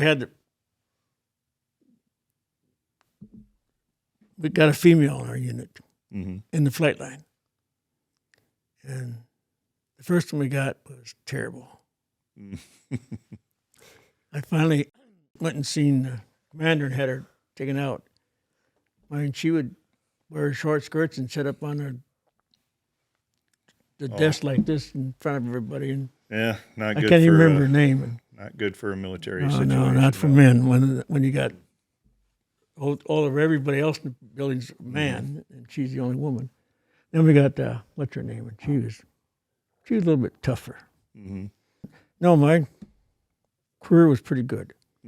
Did you have any specific struggles with any certain type of aircraft that stands out? Because it seems like did the maintenance get harder every time you had an airplane change? The only one that was the hardest was the 100. That was the worst one to work on. The 86s were pretty simple. 100 was terrible. And after that, they were pretty good. 102 was a dream. Yeah. And the A7, I didn't work on that long, so. Yeah, when I came in, that's what we had was A7s. You mean the F-16s?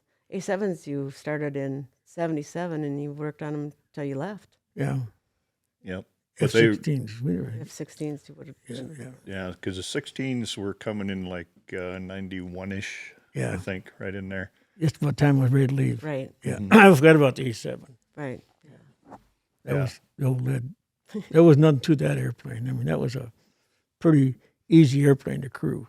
Yeah, and I think the pilots liked it too. But I raised my eyebrows first time I saw it down in Sioux City because the wingtips would go up. Yeah. I didn't realize that it was like a Navy plane where the tips would go up so you have room on the aircraft carrier or what have you. Yeah, it was a design of a Navy airplane, so they kept the design. Yeah. Yeah, it's pretty sharp. Just kind of looked like a bulldog to me. It just had a really thick middle to it and stuff. And it's kind of like the F4. They say you put enough thrust on a brick and it would fly too, you know. I never worked in the F4, but Yeah, we never had them at our unit. yeah. I liked the 100 the best. That was the one that we had to work on. Mm-hmm. Did you ever get to fly in one? Yes. Which ones did you fly in? The 187. I flew back from Las Vegas one time in an A7. Yeah. We probably only had one that had 2 seats. The K model, I think they called it. Yeah, they said okay. Yeah. I got to fly in that one in Tucson. I flew back from that with Steve Doohan. Okay. Yeah, Steve Doohan, he was his that was your airplane, right? He flew your airplane? Yeah. Yeah. Okay. And you flew in 16 A7 both? A7, just A7. Just you didn't get a 16 right? I did for not. No. Yeah, because it was pretty tough there for a while. For a while. Well, and when we lost those 2 A7s, it just kind of shut down all flights, all incentive flights for quite a few years, well into the F-16 world. I'm trying to think of. So which one beside the one on the lake? Oh, both of them on the lake, weren't they? Well, there was 2 that were over Iowa that hit each other. I forgot But about them. I think that was I think one of a the- decade or so before there was one that we lost near Lake Madison or something. In Lake Madison. Yeah, in- Madison. In Lake Madison, yeah. So the 2 that went over, that was we didn't lose anybody during that one. No, nobody died during Yeah. that one. There's 3 people involved. Yeah, Right, one yeah, guy 'cause- was He was a newscaster. guy. he was complaining about the noise, Yeah. and so of the stuff because right after that happened, Paul Harvey came on the radio and he was talking about. Oh, he did a story on He did that? a story on. I was The rest of the story? Yeah, the rest of the story on it. I can't remember exactly how it went. I was going to I was coaching a softball game at that time, and I was driving to it, and because I went out and helped recover some of that aircraft, but he was talking about how this guy was talking about all the noise and stuff like that. So they decided to take him up in the airplane, and then it crashed. And now you know the rest of the story. I can't remember exactly how he said it, but it came out. I mean, he'd made it sound really as a nice part of it. I mean, he didn't make it sound bad, but it was Right. it was nice how he put it. But and now you know the rest of the story. Yeah, it was kind of cute. Yeah. Yeah, they hit each other. Huh? They hit each other. Yeah, they did. They did. Yeah. Yeah, bad deal on that one. It was. Yeah. But but nobody got hurt. That's the main thing. Yeah. So, and then not too long after that, Sioux City dropped a pod or something. Yeah, there's something with the Sioux City jet, but I Drops. think remember they had to drop a tank or something that Something- landed yeah. within the curly Q on one of the interstates or Right. something. Yep. I don't remember what happened to Sorry the about that. the jet itself, but I think there was a crash with that. But yeah, we've had some interesting I've things go on. we had one that it was in the bayou. Went looking for an airplane. One time, it wasn't our airplane, but Right. You as personnel had to go do some searching. yeah, they brought all the guys, maintenance guys that were there to put us in the truck, and we went down and went out in the woods looking for the airplane. Okay. So were you guys down there on TDY just We weren't involved with that airplane. It was none Right. of ours, but somebody lost an airplane. And, but you happened to be there and had to do and the they just search. recruited us and said, "Here, come along with us." Yeah. Yeah. Well, they do all kinds of military grid searching, got to try to find everything. Yeah, we found the airplane intact, Really. except the canopy and the seat and the pilot. Yeah. Did the pilot live on that? Yeah. deal? Good. But judging by how you described it, I figured he probably ejected safely. So. Yeah, he ejected safely. Yeah. I remember when we were over in Iraq too. That first time they lost an airplane. The other unit that was with us, the active duty unit. Yeah, that's the one I had to stay back for And for go the back. investigation. Yeah. Yeah. I was thinking. I'm trying to think. That was the one that my brother-in-law was there. He was there too. Mm-hmm. pretty sure he was there when that's the one that wasn't Right. did that stuff. I Yeah. don't know where it was at, but one time I was watching the airplanes land, and one of the 100s come over, and all of a sudden, just about the time he was going to land, off come the tanks. Oh no. So we figure he's in trouble, right? Well, I'm not going to tell the pilot's name, but anyway, when he didn't look though. When he hit the lower the gear, he punched the tank button. When he lowered the gear, instead of going like this, and then he laid like this, and he punched the tank off. Ouch. That's Tanks. yeah. That's a bad day there. Yeah. Yeah. Yeah, that we had another really bad one where one of the airlines came and hit one of our snowplows. Yeah. One of our, and he was a guardsman, and he was out plowing this. He was plowing the snow runway. runways. Yeah, and one of our airlines hit him. Miscommunication somewhere. Yeah. Yeah. Yeah, because I was in the fire truck that day. You were in the fire truck, yeah, and I know because back then we didn't have a fire station when my dad back then that time, so they had you guys were all volunteers, weren't you? Yeah. Or you had to be volunteers, or you were volunteers? We were volunteers, yeah. Yeah, so they had a volunteer fire department where you all went out, and if they had something happen, and I don't know how come he couldn't have seen it either, but being it was snowbank, the airline went into snowbank. They didn't lose anybody on the airline. They just lost the guy on the snowplow. Right. Well, yeah, he landed, and the tower landed him, Right. and they didn't tell the snowplow to clear the runway. But he was clearing the runway when the airplane went by and decapitated him. Right. Yeah. Bummer. So we chased that airplane down the runway, and I thought he had a snowbank, and well, the airplane hit a snowbank, went off the runway. yeah. Yeah. Yeah. There's been a lot of changes since those days. We have the full crash fire rescue unit out there, and No more running.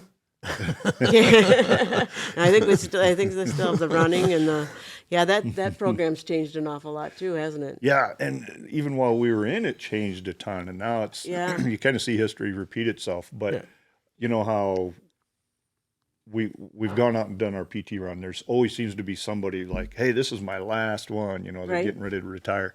I didn't have that because COVID was going on. Okay. So if you had an excellent on your previous test, since there were so many other issues and problems on base, it was just countless on how much we had to deal with. But I didn't have my last PT because I was you were blessed Yes. for 2020. So if you were an excellent last year, don't have to do it. So I didn't have that. Robar didn't make you run, huh? So as one of my duties that I had an additional duty, we had to on like when we do some different exercises, I was a load planner. So I'd have to do these load planners, or I'd have to go out and sell an airplane to an aircraft or to an aircraft commander, right? So I'd have to go out and show them where everything was or whatever and how it was done up. And we were in Robar's office. We'd have to use Robar's office, and it was over in the old hangar. And so one of the guys set him up, and he hated it when nobody would answer their phones. So they put his phone up in the ceiling. So when he came back to work the next day, the next day, they were watching him. I don't know who was calling him, but somebody was calling him. He was just looking all over for his phone. He went just crazy. I know when we lived out in Alaska, and my dad can probably tell you a little bit more. They used to have to. It was just bought from Russia, right? So we're still in the Cold War, so they had to run a lot of exercises there, where they used to have to run the alarms, and you guys used to have to get on base, right?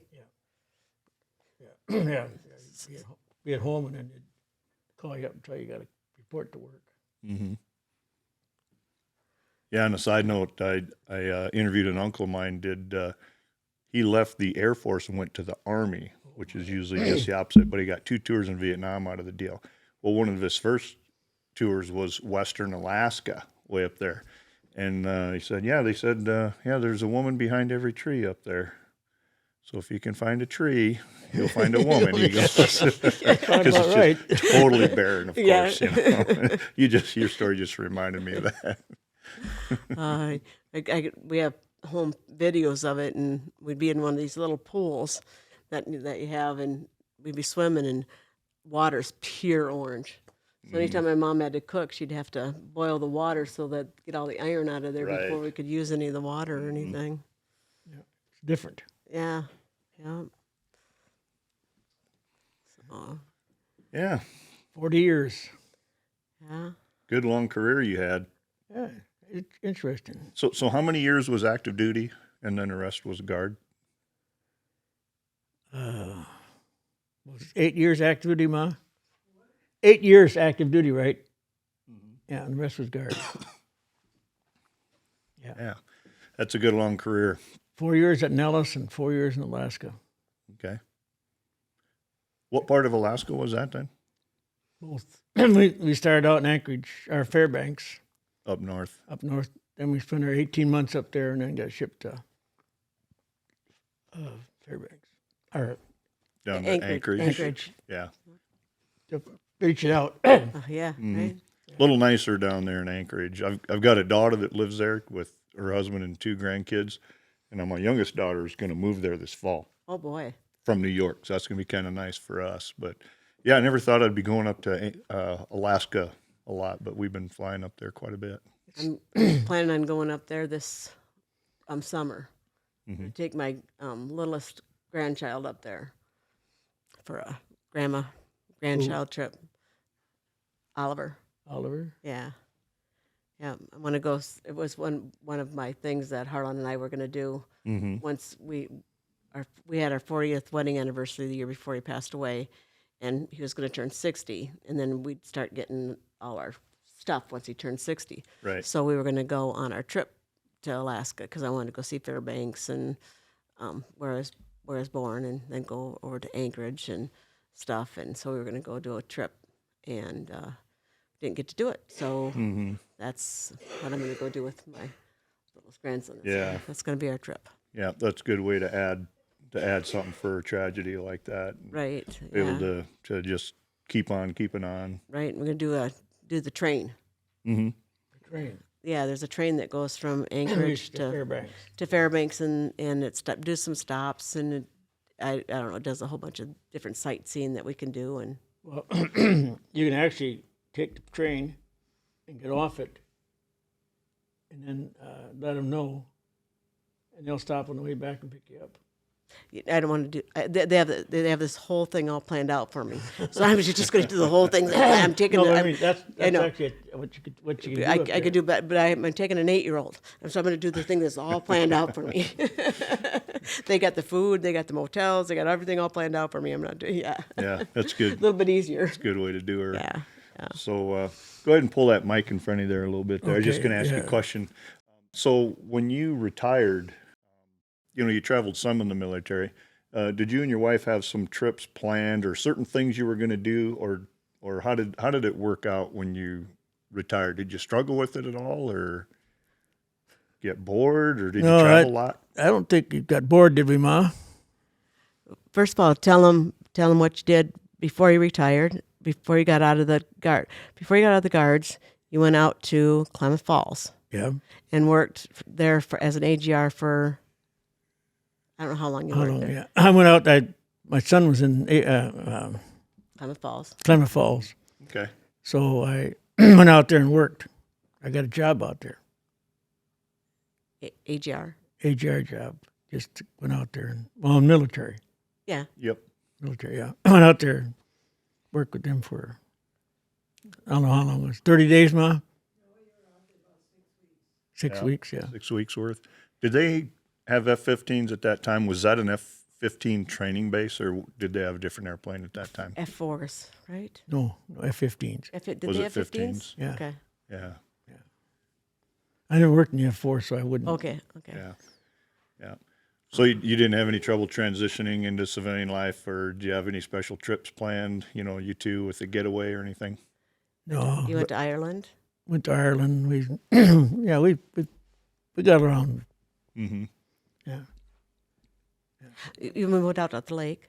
What? You moved out to the lake. Well, we bought a lake home, so we lived in the lake, Lake Chetek, which is in southern Minnesota. Yeah. Yeah. That was good, except too much company. Right. Yeah, that lake property is usually pretty crowded. Yeah. Too much company. You did. Yeah, I loved every minute of it. We loved it, yeah. Yeah. Yeah.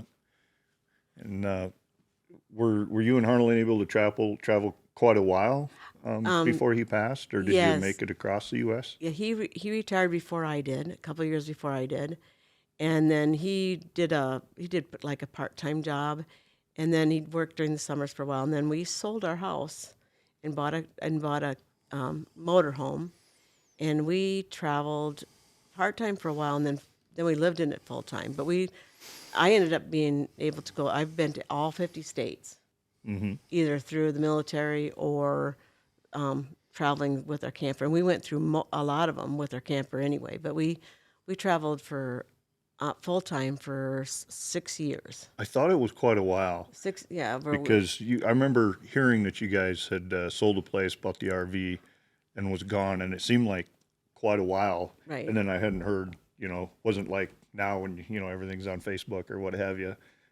But then I heard about the tragedy years ago and that you were still on the road at the time. So I was like, at least you guys are really enjoying a lot of good time. We did, and that was his dream. His dream was to travel. I mean, it always was his dream. And so we were kind of lucky that, and everybody told him, she's not going to be able to leave her grandkids. You're never going to get her to leave her grandkids.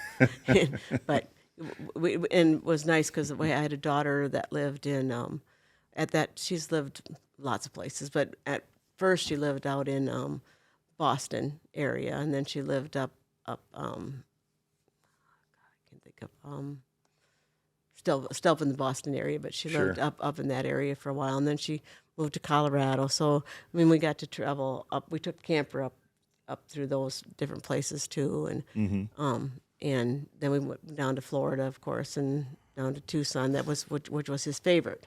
His favorite's always been Tucson. You okay, That's Ma? where Sure. he liked to be. Okay.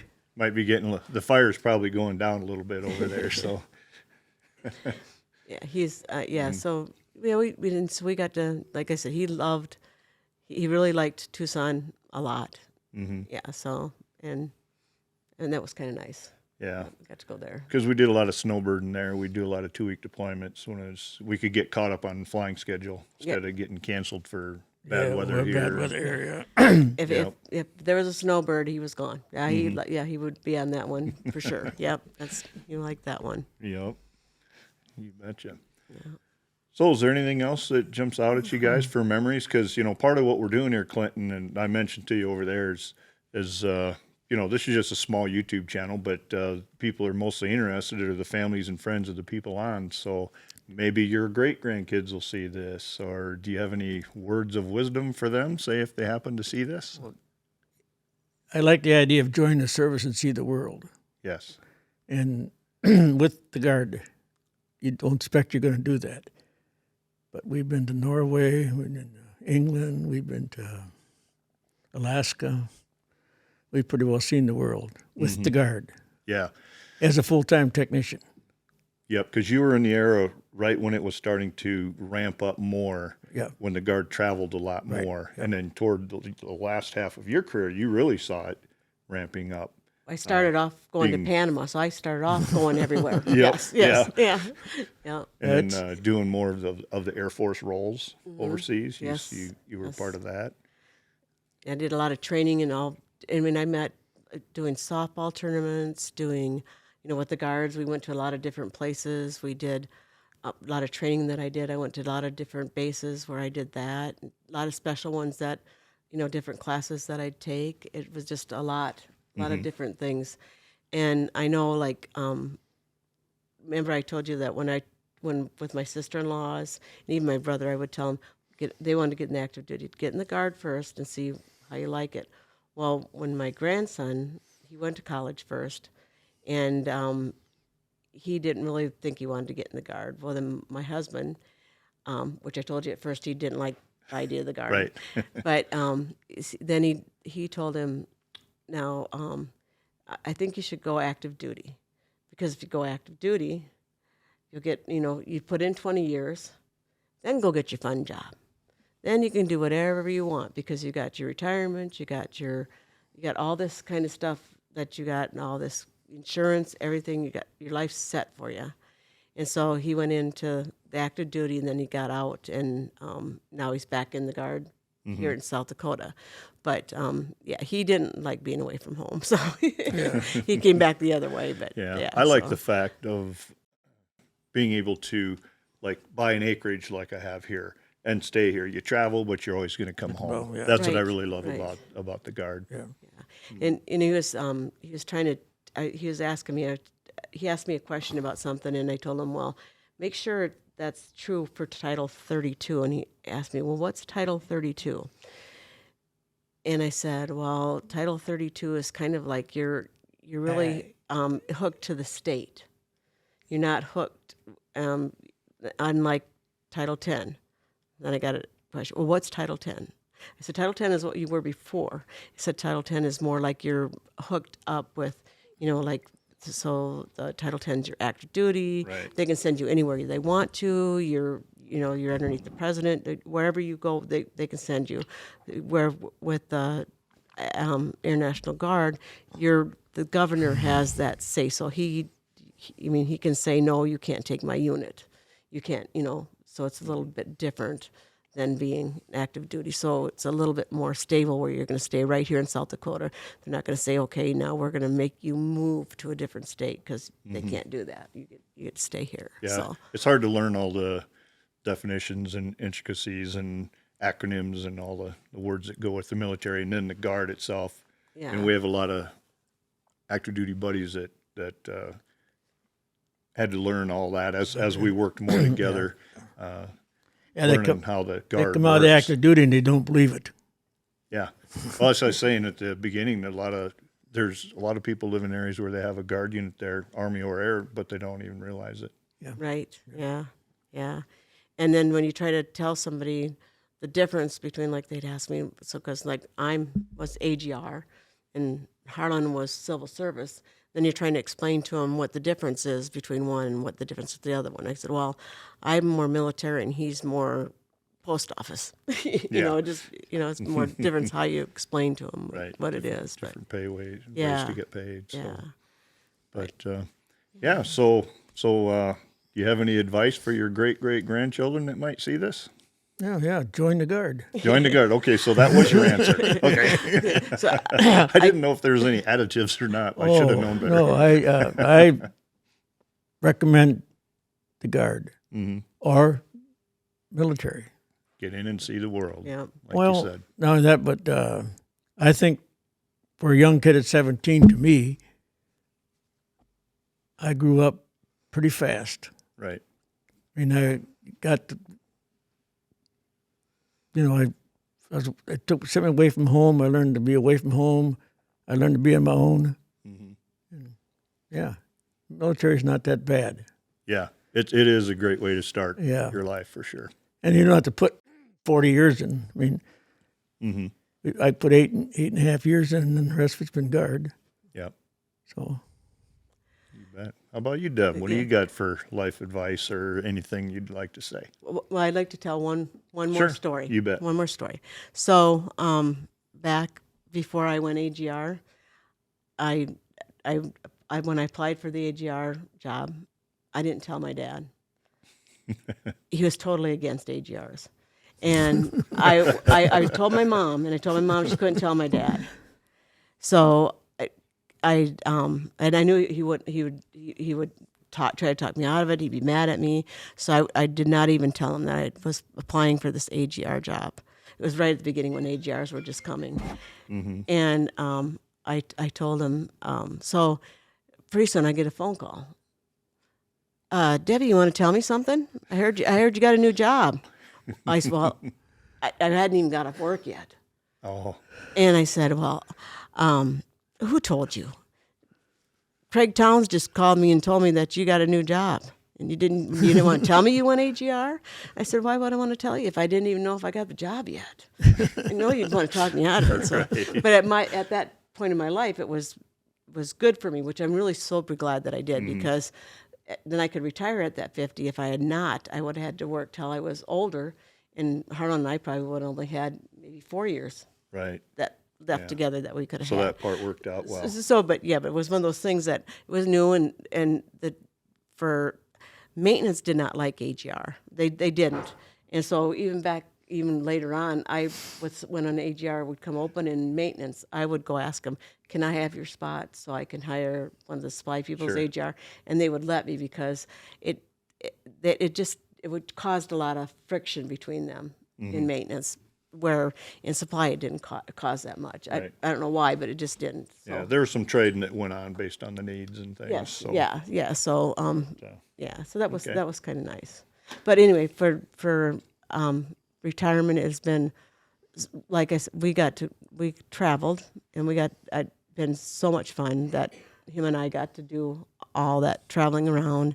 And now that he's gone, I got rid of the motorhome because it was a 42-footer that pulled diesel pusher that pulled a car I couldn't do. So anyway, so I decided that I would get rid of that. And now I spend a lot of time with my great grandchildren and grandchildren, and I do a lot of stained glass work with one of the gals that I used to work with, Christine Emick. that's cool. And I stay more busy now than I did before. I don't know how I have the time. I don't know how I had time to do the stuff I did before either, but and so it's just been keeping really busy. And had I give advice to my my grandchildren and stuff like that, I would tell them, if for the guards, if it's something you want to do, or something, especially if you want to go to college,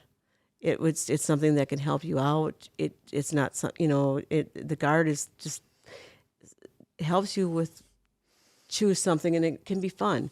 It don't have to be in something you're going to go into when you go into college. It can be something fun on the outside that gets you away from something different that you're not doing, and you can meet more people. Just all the people are just, you get to meet just a lot of people, become family, and they can help you. It's just all the people that you meet and all the resources that you get from the guard that you can get, because there's so many different varieties in the life and people do outside of their guard life. There's endless people, endless things. You can Like, go look at away you. and you can Look at still you. come home. Yes, and I mean, like you. I mean, like when I did the Girl Scouts and they had to earn a badge on horses, I thought, oh, I know somebody that's got horses. I can call them up and say, hey, can you help me out here? And Yeah. sure enough, I had somebody that could help me out with having my Girl Scouts earn a badge for horses. So there's just so many resources that you can rely on. Yep. Then you and Christy helped me out because we needed lifeguards for our water survival training for the pilots out at the lake. So Okay, she and Christy helped out with that. So hello, Christy. Yeah. Good to see this. Yep. So we went and so we were lifeguards and went out and made sure they didn't drown. Yep. And they didn't. They didn't. That's right. Yeah. Well, I see you got some notes out here now. We want to make sure we didn't miss anything. Yeah. So what's our next topic? Well, I think we're going to go back to when we were in Alaska and talk a little bit about how it was when we had to travel home. When we were there, you just didn't hop on a flight like you do today. Right. So when we traveled, my dad would tell some stories, and I don't remember them too much, but I remember telling Harlan about how many tires it took us to get home going down those roads. Those nice roads, yeah. Yeah. Yeah. Because there was a lot of them that weren't tar yet, a Right. lot of gravel. We did, yeah, there was I would say not a lot, but there was quite a bit of it, yeah. Mm-hmm. Yeah, gravel, yeah. So when you hit gravel, you might be on it for 20 miles. 10, 20 miles, yeah. Yeah. And back to tar. Hardly any gas stations, probably. No, you carried extra cans. Yeah. Never pass up a gas station and carry good cans. Right. Back then. So how many tires did you have to carry? We had 2 extra tires. I think that's what we had, Yeah. besides the regular spare. So actually it'd be 3. Good call. We're all pausing, like getting all these visions in our head of running out of tires in the Yukon. Well, I remember it must have been taking a long time to get from Alaska to my grandma's house. My grandma lived in Minnesota. That's where they were from, and we were taking a long time. And I remember the stories because I was really little, and we stopped at a restaurant, and I went up to the lady and I go, "Are you my grandma?" And I ended up getting breakfast free for the whole family. She goes, "I sure would like to be." Oh, man. That's awesome. So yeah. But and then also in Alaska when we were there, we were talking about how the Guard becomes your family. Right. You know, you rely on them a lot, and back in that time when you were there, you're away from your family, and they are your family up there when you're stationed up there. And one time, Dad was away, and I guess the pipes burst. Well, first, fuel oil ran out, and so the pipes burst. Oh, no. And then the neighbors, which were all military, come and fix it up for her. Good. So I got home with nothing to do. That's a good military family there. I left her home with the 3 little ones, we're 4 and under, so yeah, had a lot of help around to help with that. So, and then we moved to Oxnard, and then get more into like the Cold War and what kind of things you had to do, and then it was the Cuban crisis back then, and I know Dad had to be 15 minutes you had to be away, otherwise you had to stay on base, right? Right. So, tell them how you had to have your uniform and everything. Well, when I went to bed, I put my brogans and stuff all out so I could jump into my brogans and pull on my pants and go. And I had to be there in 15 minutes. We had to practice that. Otherwise, I had to stay on base. Right. Being on alert. Be on alert, yeah.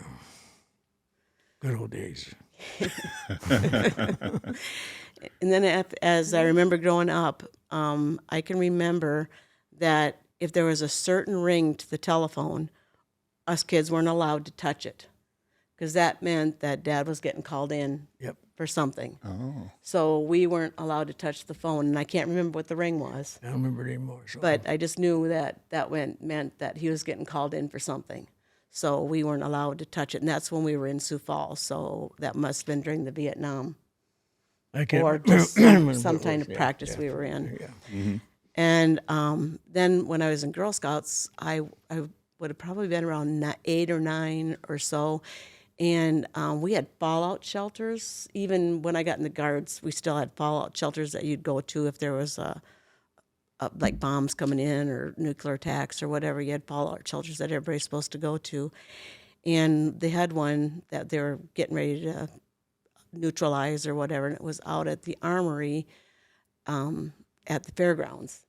And we went out there and we stayed overnight. Must have been a lot of the town of Sioux Falls Girl Scouts. And we had their rations. And in their rations, all I can remember was a hard little candy. That's the only thing I remember. That's probably all they let us eat. It's probably the only thing that was good anymore out of those rations.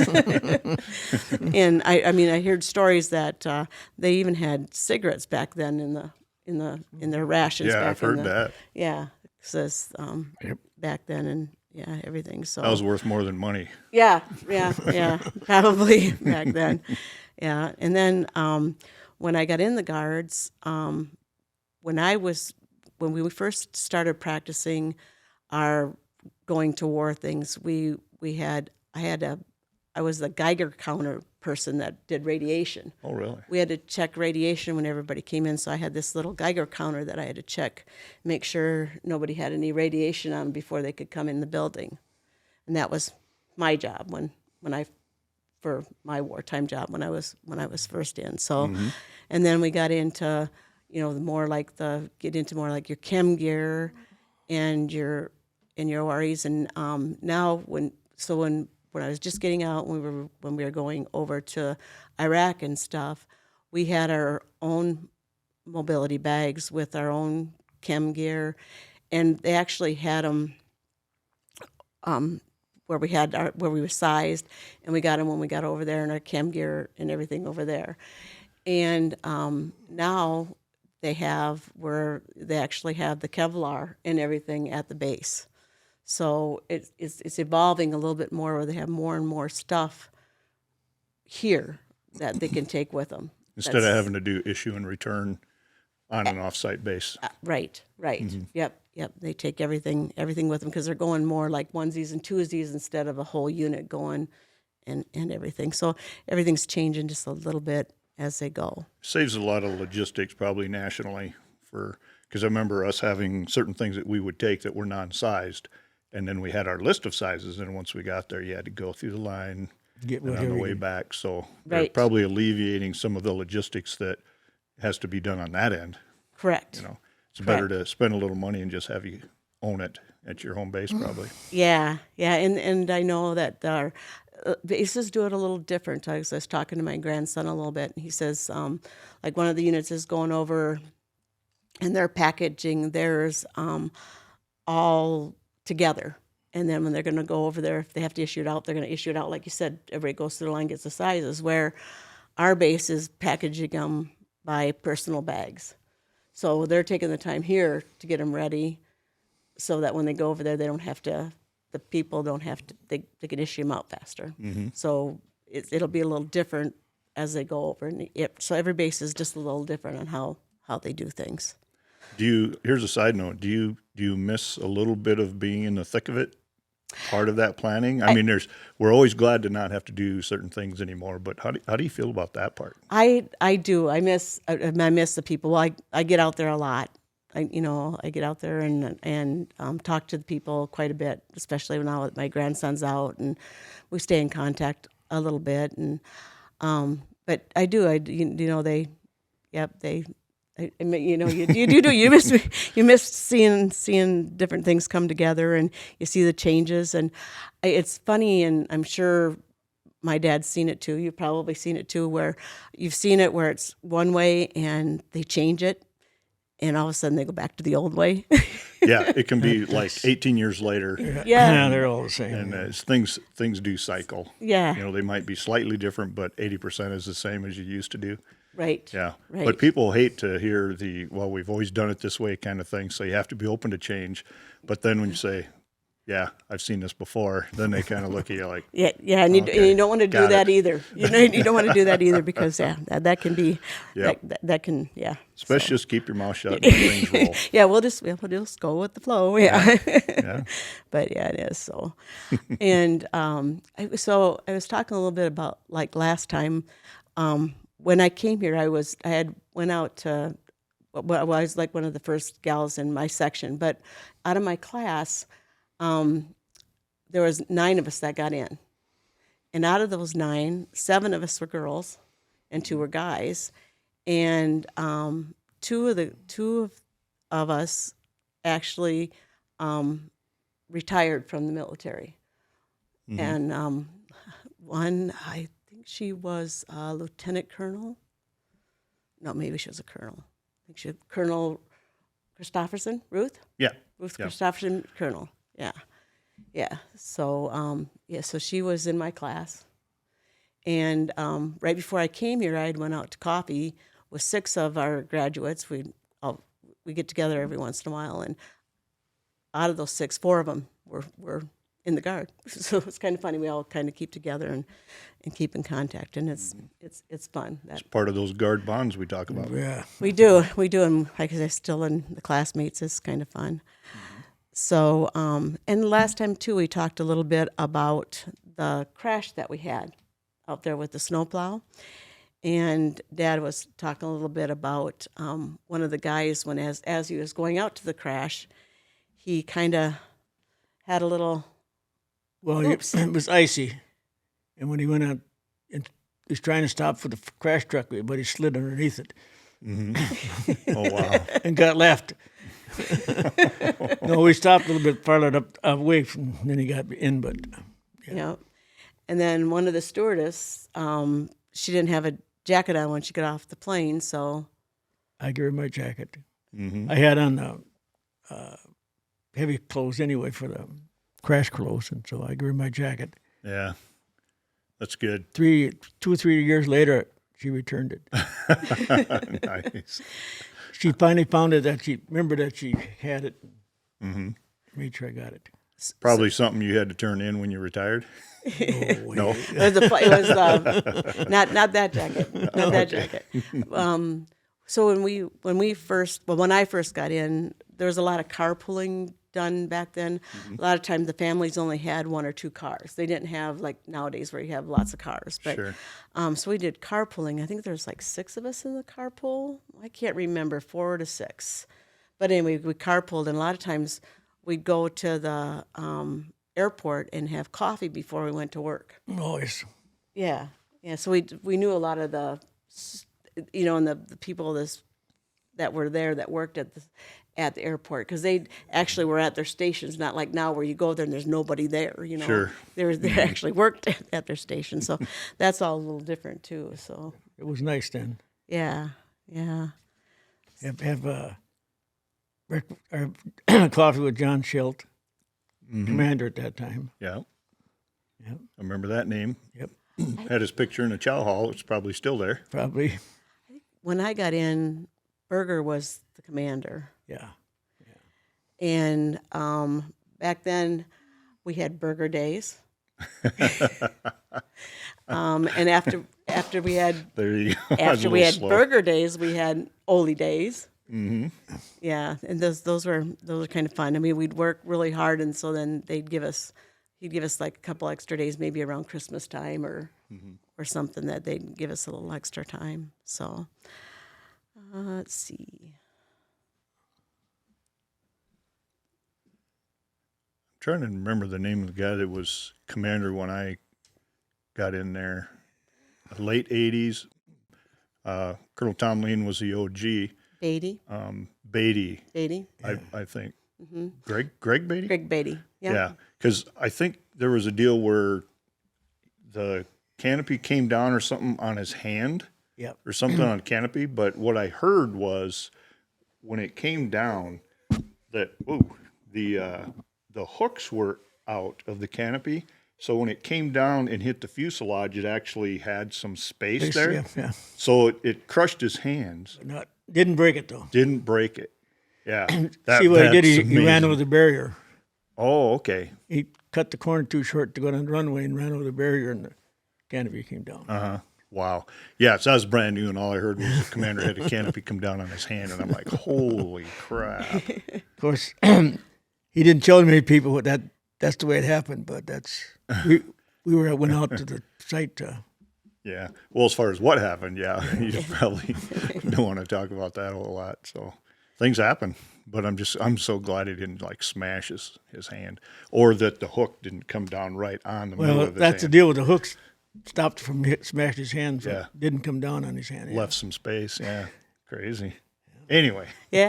No. I'm just looking ahead at my notes. Yeah. Yeah. You just start talking about old names and Yeah. memories come back. So, and then also with the icy ramp, we had one of the guys did a little bit of ice skating out there one day. Yep. You remember Bill Eagle, don't you? No. Okay. Oh, you don't. You were retired when he used to do a lot of the speaking over the intercom Yeah. Oh, okay. during the ORIs and OREs and. Yeah, there's another guy that I remember with that, and I think he might have worked over at the airport or something too. Yeah. He did. That was him. What was his name? Legal. That was legal. That he worked Legal. over at the airport after he Okay. got done. There's another guy I think after him. If I think of the name, I'll bring it up later. Okay. And then some more stuff that my dad did while he was in too. As a chief master sergeant, you guys do a couple of extra projects, and he was one of the ones that started the gym. Oh, really? Yeah. Well, first of all, the officers put a gym in there, in the where the, their building, Right. and it's inconvenient for us to go over there, so we went to supply and with the help of Getches, which is a hard guy to get along with. He got us to, yeah. So was there some kind of regulation that backed you up that said you were authorized to have a gym, or did they get that nitnoid back then? Well, how we authorized it was Les Young flew me out to Rapid City to find out how the Air Force got theirs. Okay. So they just went to supply and confiscated it and didn't really have authorization to have it, but Yeah, Getchus would have looked it up. There would have been a regulation that would have told him. Yeah, he would have found it. Yeah, Yep. There would have been a regulation that we would have went through that. But anyway, He would have got it. when we got back between Getchus and Big Ole, we got the gym. Nice. Yeah. Yeah, I didn't realize it had been around that long. That's good to hear. Yeah. And then one of the other things he helped do was the memorial wall. Yes. Yeah, that was another thing that. Well, that was a Chiefs product. Right. See, when I don't know if they still do it, but the Chiefs always had a monthly meeting, Yes, and they do. a lot of things were decided there. Yeah, and if you remember at Retirees Coffee, I don't think you were there last month, but the Chiefs we brought it up as a retirees group that it was falling behind, along with a couple other subjects. But they did take that on again now, and they're getting that fixed up more. So that's a good thing. Yeah, that wall was a special deal to me. That these people come and go, and then you forget about them. Yeah. Yep. Plus the pictures in the hallway of retirees, that was way behind. Yeah. And the memorial wall, those are two things that they took back on. Yeah, that's good. Good. Yeah. So, and then just so I can, before I get on with some of the other stuff, I was going to have him talk a little bit. After he got out, he became, he got in with the VFW down in Curry, Minnesota, where he became the district commander. Legion. Legion. Oh, yeah. I was a district commander for the 2nd District of Minnesota. Nice. Yeah. It's good to be involved with that stuff. Yeah, It was a lot of work. It's got to have a good wife and stuff. Still, Yeah. even after the military career. Yeah, it was fun though. Yeah, because you got a statewide deal. One you had, I don't know how many districts you had in Minnesota, but each district had a commander, and that was 2nd District. Mm-hmm. Okay, cool. What else?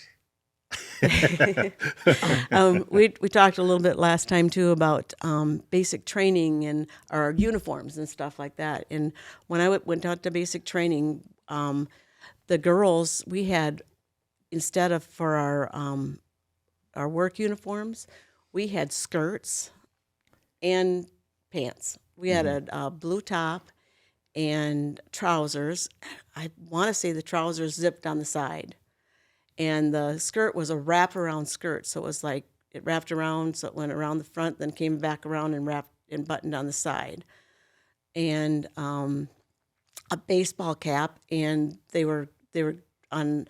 So I went down there September 7th, and October 1st they were coming out with the green fatigues that you had to iron. So they were cotton.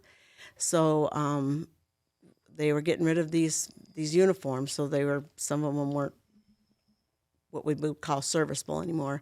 My baseball cap was put together with a Band-Aid, which you never could wear in the Air Force these days because that would not be kosher. You could not wear that at all. But I can remember that was the uniform then.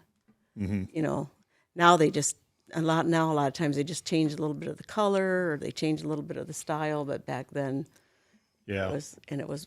I'm thinking maybe with what they have now, they're probably going to stay with for quite a while because they did a lot of coordinating with other services and things now too. But we had when I first went in, we had the green fatigues. Yeah. Not the long ones though. When I first came in, they were coveralls. Oh yeah. Yeah. Yeah. Yep. So, but you didn't have to iron yours, though, did you?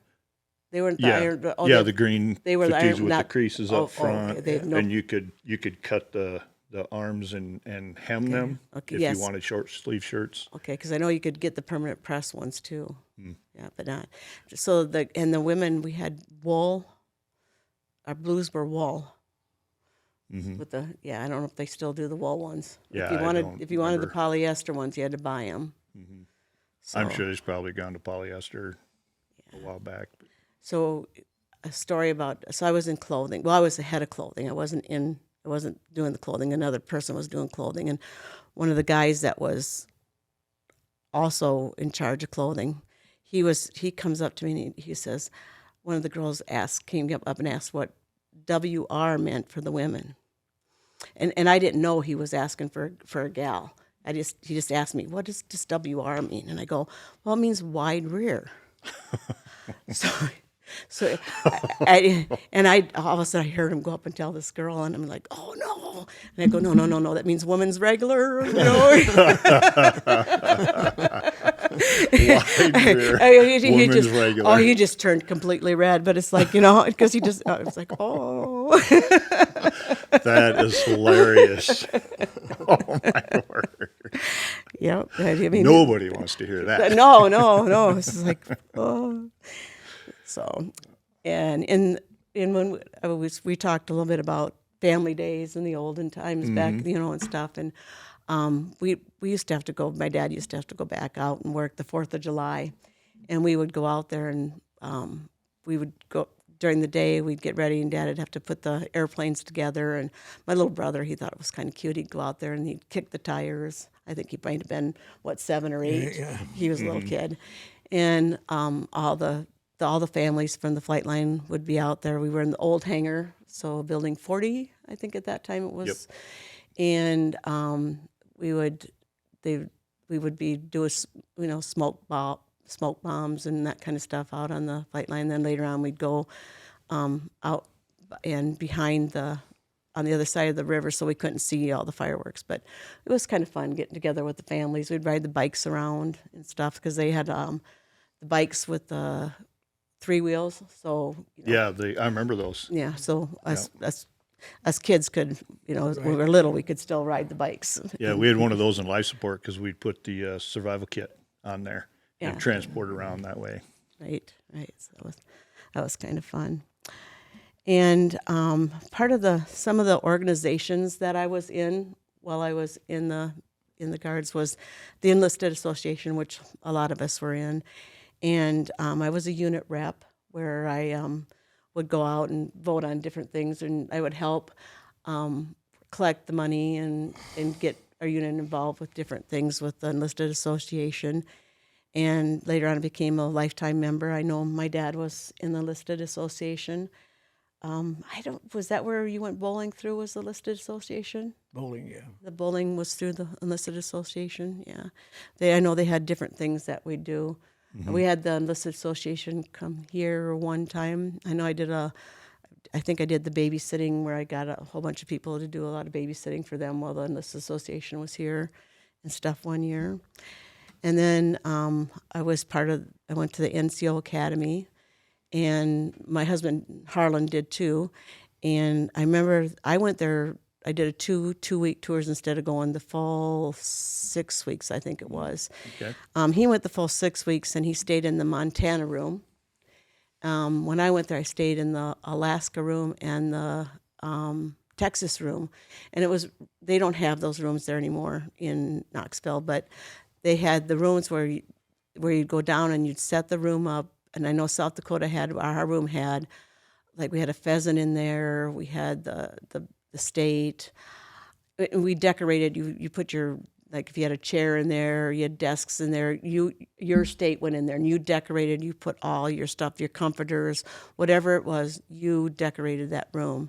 So it was kind of cool to go down and see all the different states and how they did it, and it was really kind of neat.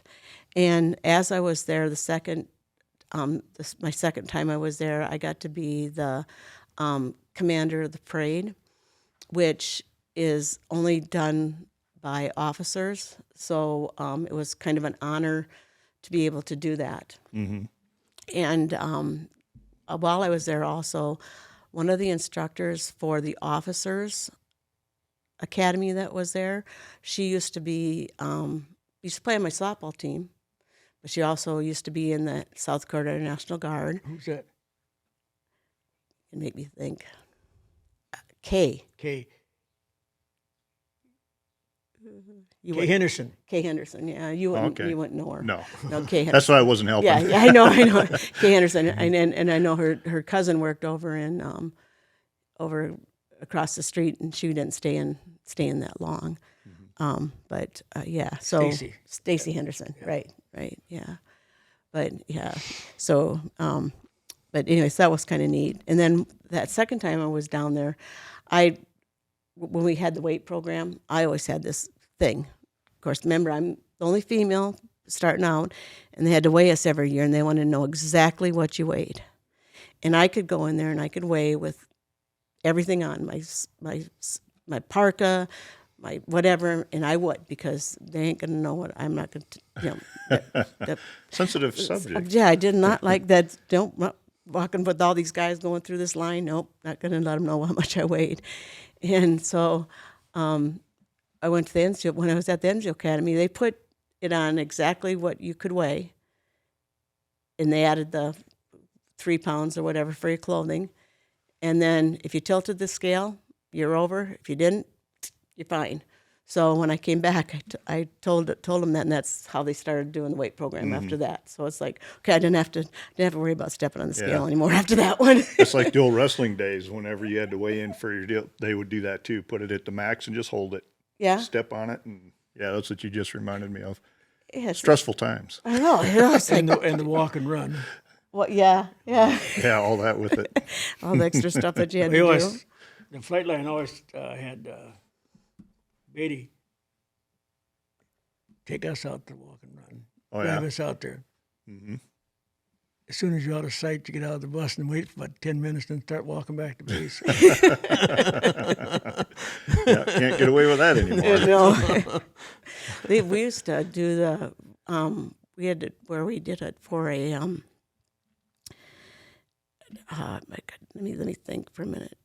Wheeler, I think it was his son, had special needs, and Special Olympics. We did the walk run for where the runners would start from the top of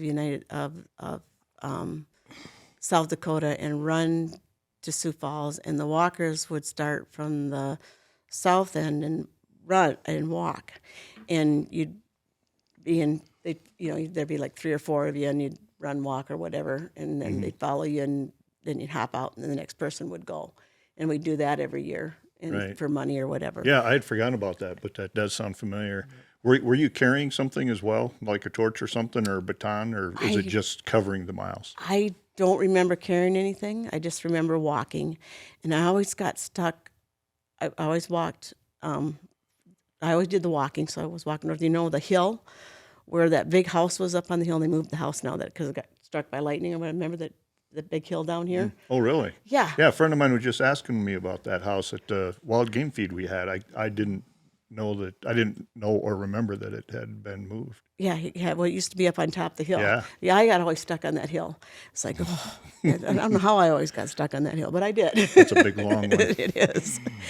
And another thing, so then we had a committee with that as NCOs with Academy. We had a committee when we got back, and I was the vice president for a couple of years, and it got to be too much. I never became the president, but I also did I was in charge of the flag ceremonies, and we would go out to schools and we would go through all the different flags, and where somebody would read and talk about which flags they were, and we'd hold them out, and so all the schools got to know every flag, what they meant.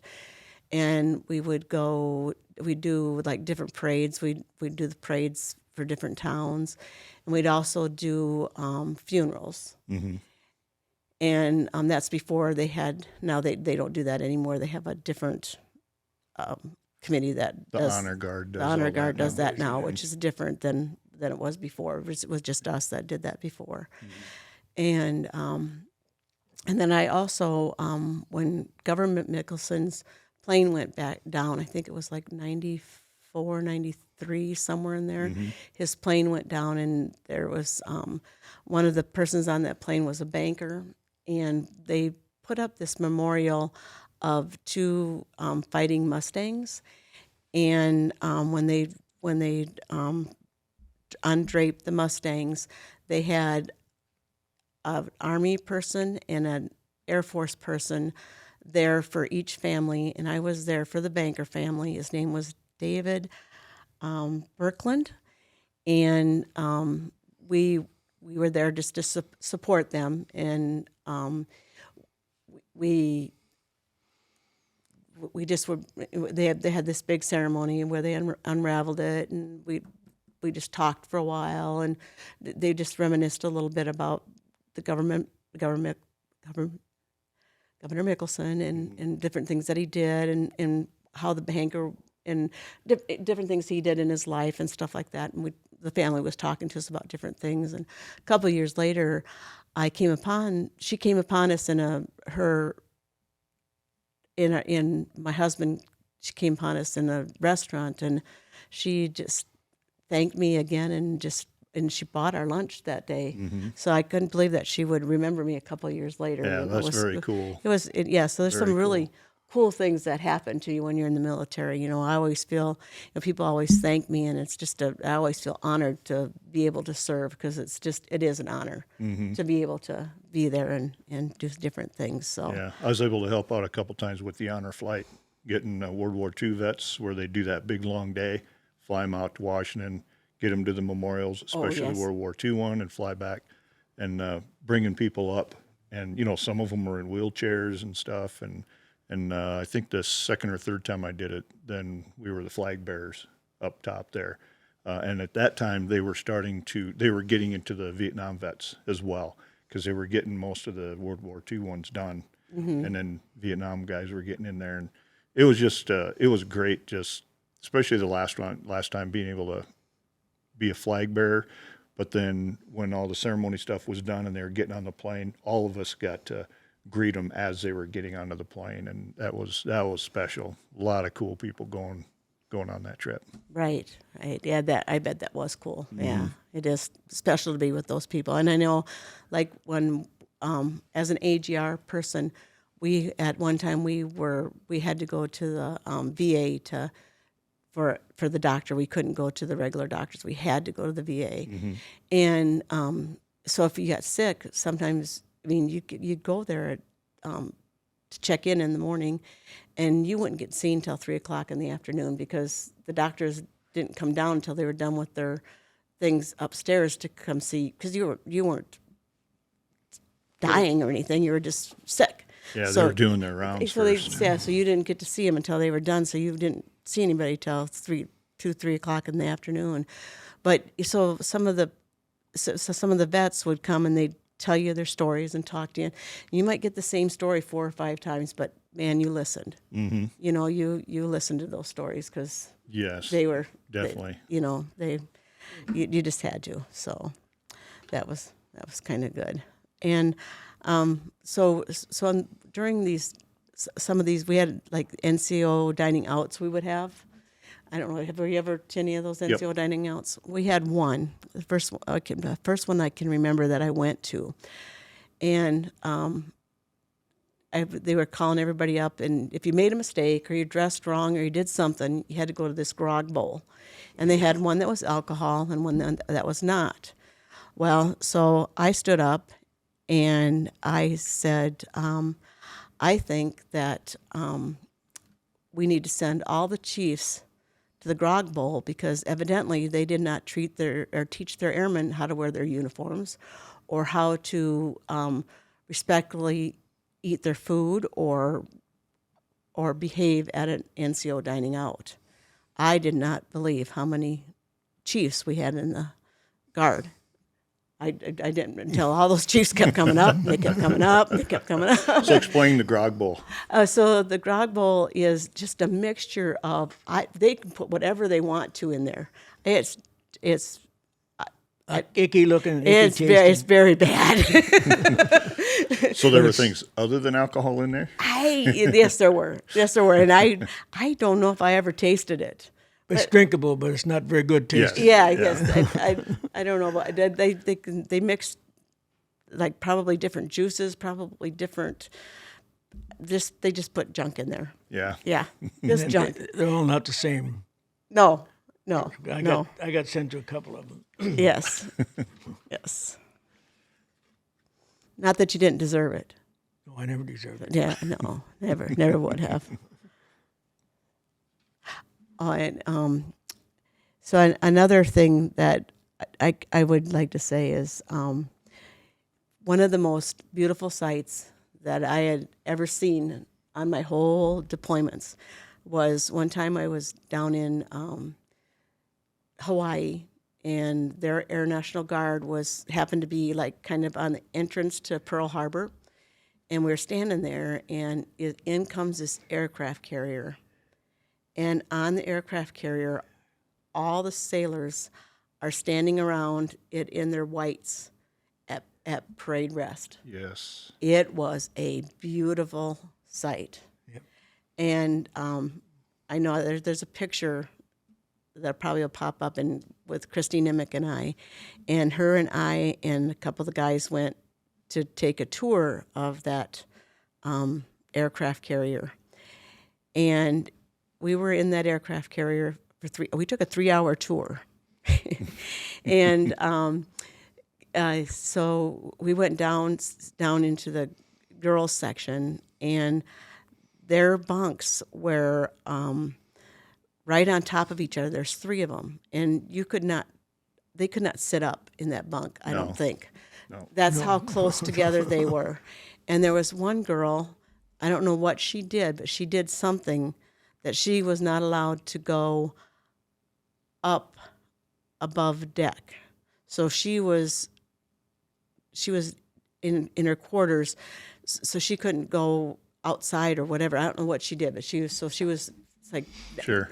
I thought, oh my God, how can these guys be out to sea for that long? This is their living quarters, and that's all they got space. And their locker is at the end of their bed. So if you can imagine, they can't even sit up. That's how big their locker is. Mm-hmm. You know? Yeah, the last podcast was Jake Lackus, and he has Navy background. And, yeah, we talked about the hot bunking or hot racking and stuff, too, where it's not only small, but you share it. Oh, yeah, so somebody gets in it after you get out. Somebody has it that He night talked or about whatever. some maybe have sleeping bags or whatever, but you definitely, he said you really hope you got somebody with good hygiene. Yeah. It was an eye opener to what it was, and at that time I can't remember the name of the exercise that was going on, but it was something in Africa on the Cape somewhere. There's something going on, but we went up and we were in the control room. I probably think we probably shouldn't have been up there, but you could see where they showed us where all the different. You could see where all the different Navy ships were all around everything. And you could just see them. They were just swarmed around that. Oh, really? Yeah, and I think there was some kind of a bomb that went off there, something that went there. And I can't remember what it was, but I just remember seeing all those things there.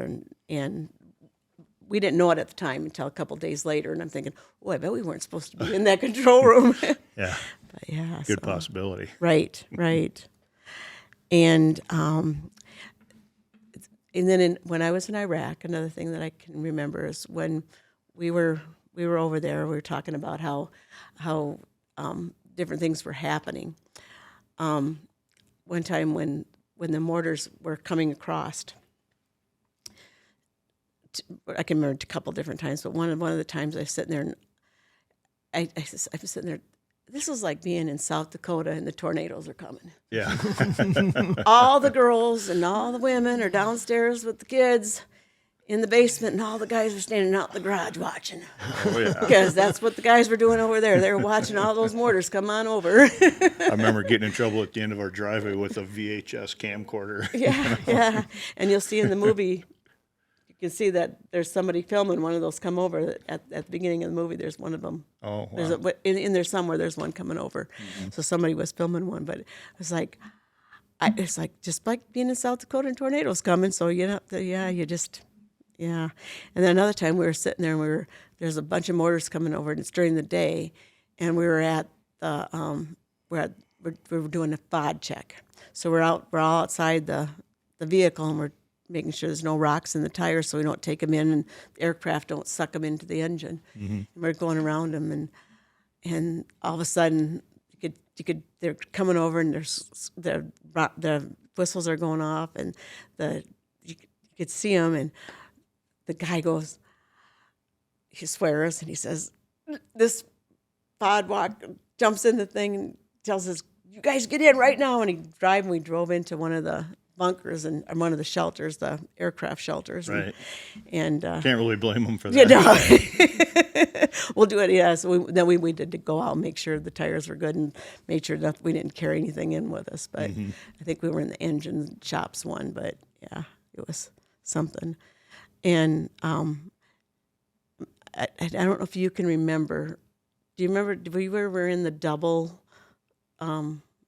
revetment one, the one where they had where the bomb came through at one time? Oh, yeah, yeah. Okay, so do you remember the story about that one? No, I don't.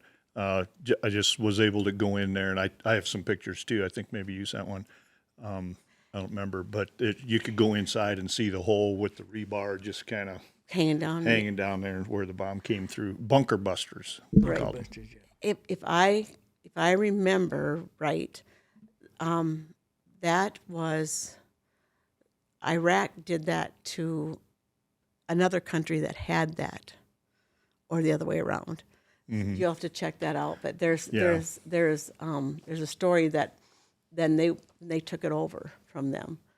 But I can't remember because somebody had told me that story in there. Yeah, I wasn't sure if it's when Saddam had it, and then we sent that through there, and then we ended up taking over the base. It might be that way, Might or it's be that. Yeah. And whether it's true or not, maybe because somebody can make a comment on any of this stuff and just let us know. But we were told that having those little mortars come through from the farmers, that when Saddam had that base, they were doing the same thing because he stole their farmland to build that base. So it might not have been just us that were getting those mortars sent in at us. Right. Yeah. And I don't know if you were at the safety briefing over there for Iraq, but we went to the safety briefing, and we were sitting there, and if you can imagine, we're all folding chairs, and we're watching this guy's up there giving this briefing, and all of a sudden, a mortar went off. 300 of us were ducked and covered under those chairs in 1 second. All 300 of us, except the guy giving the briefing. Was that in that big tent type deal? I don't, if we were in a tent or a building, I can't remember. Yeah. But were you in there? And he goes, oh, I forgot to tell you. There was one that hadn't exploded, and they were just going to... Controlled detonation, they called it. So there was a lot of controlled dets, and you didn't... They were supposed to, have it go out on the radio and the loudspeaker, but sometimes they didn't have that. Yes. I remember being in the chow hall, and they were usually bigger, because they were blowing up computers, things that had to be destroyed, along with any IEDs they brought in on base. The EOD guys would bring stuff in. I remember sitting there in lunchtime, and a big controlled det went off. And, of course, we didn't get notified, but some of those plastic covers on the lights actually fell onto our tables while we were eating. It was just, I've never seen people move so fast in my life. It was like, boom, you're just down, and yeah. Because I remember you had all these, before I did these PowerPoints for and for supply, for the LRS squadron. I would do these PowerPoint presentations for when we got ready to go to ORIs or OREs. And when we got to that siren where you're supposed to duck and cover, I'd ask him at that time. I said, well, what am I supposed to tell him to do with this? And he couldn't really tell me. And, well, I learned. When I went to Iraq, I learned what you're supposed to do with that one. But, yeah, I think a lot of good times. I know. It was. So we were part of the Tuskegee Airmen. Yes. Back then. Yep. They're based out of, I think it was the 100th Fighter Squadron, and it was an all black, the first all black, and it was based out of Alabama. Yeah. And the Guard unit down there, I believe, I don't know if they're the first ones, but they just got their F-35s. But I believe their squadron is the Tuskegee Airmen down there to commemorate for all that. But that's what we were for the 332nd Wing, I believe, in Balad. But that was who we represented was the Tuskegee Airmen. Tuskegee Airmen, yeah. Pretty cool. I learned a lot there. I didn't know about it. Yeah, me either. I went back. I had to go back and I did some research on it a little bit to just kind of see what it was all about. Well, while I was there, I did that. So when we went to Panama, like you said, you never went, but you were you? Gosh, I'm gonna forget. Who's the guy that did all the cooking on at Panama and stuff when you guys went somewhere? One of the pilots. Starts with a C. Clausen? Clausen. Denny yeah. Clausen. Denny Denny Clausen. Clausen. Yeah, so Yeah, he goes to Retirees Coffees, and we see right. him every once in a while. he'd do a lot of the cooking when we went down there. I know when Harlan and I went down to Panama, a couple of the guys asked me, because we didn't, when we go on trips together, I always tell them that, like, just, it's not like we're not like we're married. You don't ask me, and I won't ask you. You want to do something? We do something. We do something. But go if you want to go fishing, go fishing. Right. If I want to go to Bogue Island, I'm going to Bogue Island. Just do, because that's was my thing. I want to go to the beach, and he liked to go fishing and whatever. So, and so we, that's what we did. And like then when we got done, he did the fishing. And I went to Bogue Island. And we come back, and I played softball. He didn't. Right. So we played the softball game, and while we were playing the softball game, like Clausen and them guys did all the cooking of the fish, of what the guys caught, and then they brought some back too. Some of it they brought back, but yeah, so that was kind of fun. That you get to go do some different things when you're on the deployments. But yeah, he was a good cook when you go there. Clausen. Yeah, he's a good cook. Yeah, so I'm guessing that has to be some of your special memories with Harlan was when you got to deploy together and things. How many times were you able to do that, you think? We went to Tucson together, and my mom and dad were on that trip too. We all four were on that trip that we went together in that one. And then we went to Panama. We went to Belgium. That was kind of fun. Nice. We went to Belgium, and then while we were there, my dad was there also. We went and did some touring. We took a tour bus to some different countries.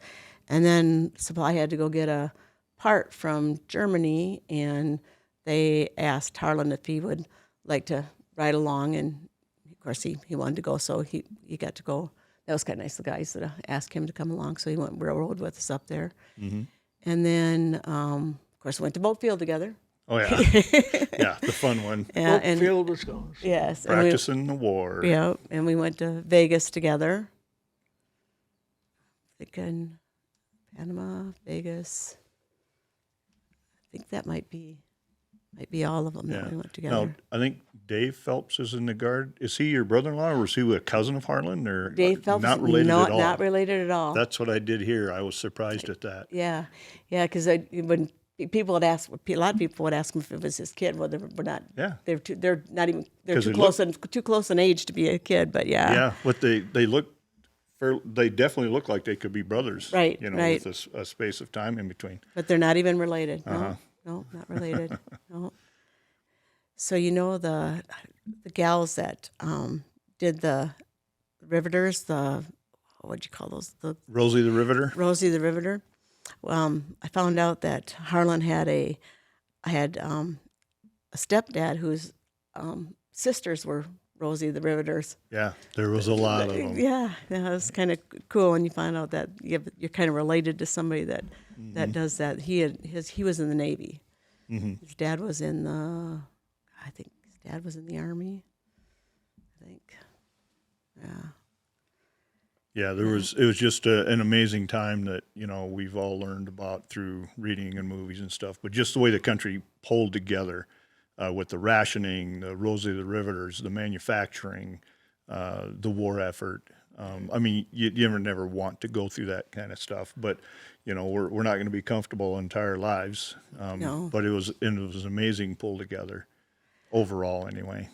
Last time I was visited Mom and Dad, they pulled out this envelope with a bunch of stuff on it that they were going through their safe and had some stuff in there. And there's these stamps that when I was in kindergarten, I guess there were war stamps Yeah. that I bought, and I think they're a dime a piece or something like that, $1 for the thing, and they're a dime a piece. And so every week I could buy one. And so I have a book of stamps that I'd bought when I was in kindergarten for the war effort. Right. Yeah, and they were trying to sell war bonds too. Right. Money for the war effort Yeah. as well. Yes, it is, and it's amazing that those things are, and then that brought the world together. But then you got to the Vietnam, and that kind of tore the world apart. Mm-hmm. And then it's now it's I think it's back together. Now it's more of a together thing than it is tearing us apart. Things are a lot more. better now for the Vietnam vets. Right. Because So much better. I heard at first they weren't even really recognized as vets right away. They had to kind of work on that. So Yeah, they had it tough. They really did. Yep. Hopefully, as we progress, things keep getting better. Right. For vets, of course, I listen to a lot of podcasts, and a lot of them military ones, and you hear all these stories of the people that are battling, and so it's hard you can't really stay ahead of it. But the VA's definitely gotten better at what they do. They have. Through the years. They absolutely have. Yeah, that's for sure.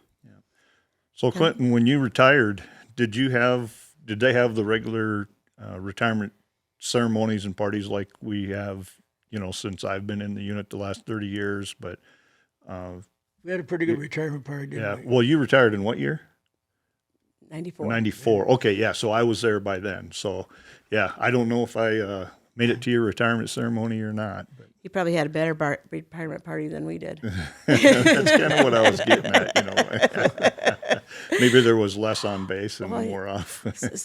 Even the Christmas parties were different. Oh yeah, huge. Yeah, they were huge. You got to. That's why. You'd go and you'd go from different. You'd go from shop to shop, and I know my dad's shop when we'd go there and we'd have margaritas, and that was I'm trying to think. I was thinking his name that did the margaritas. He was. I can see him. He was short.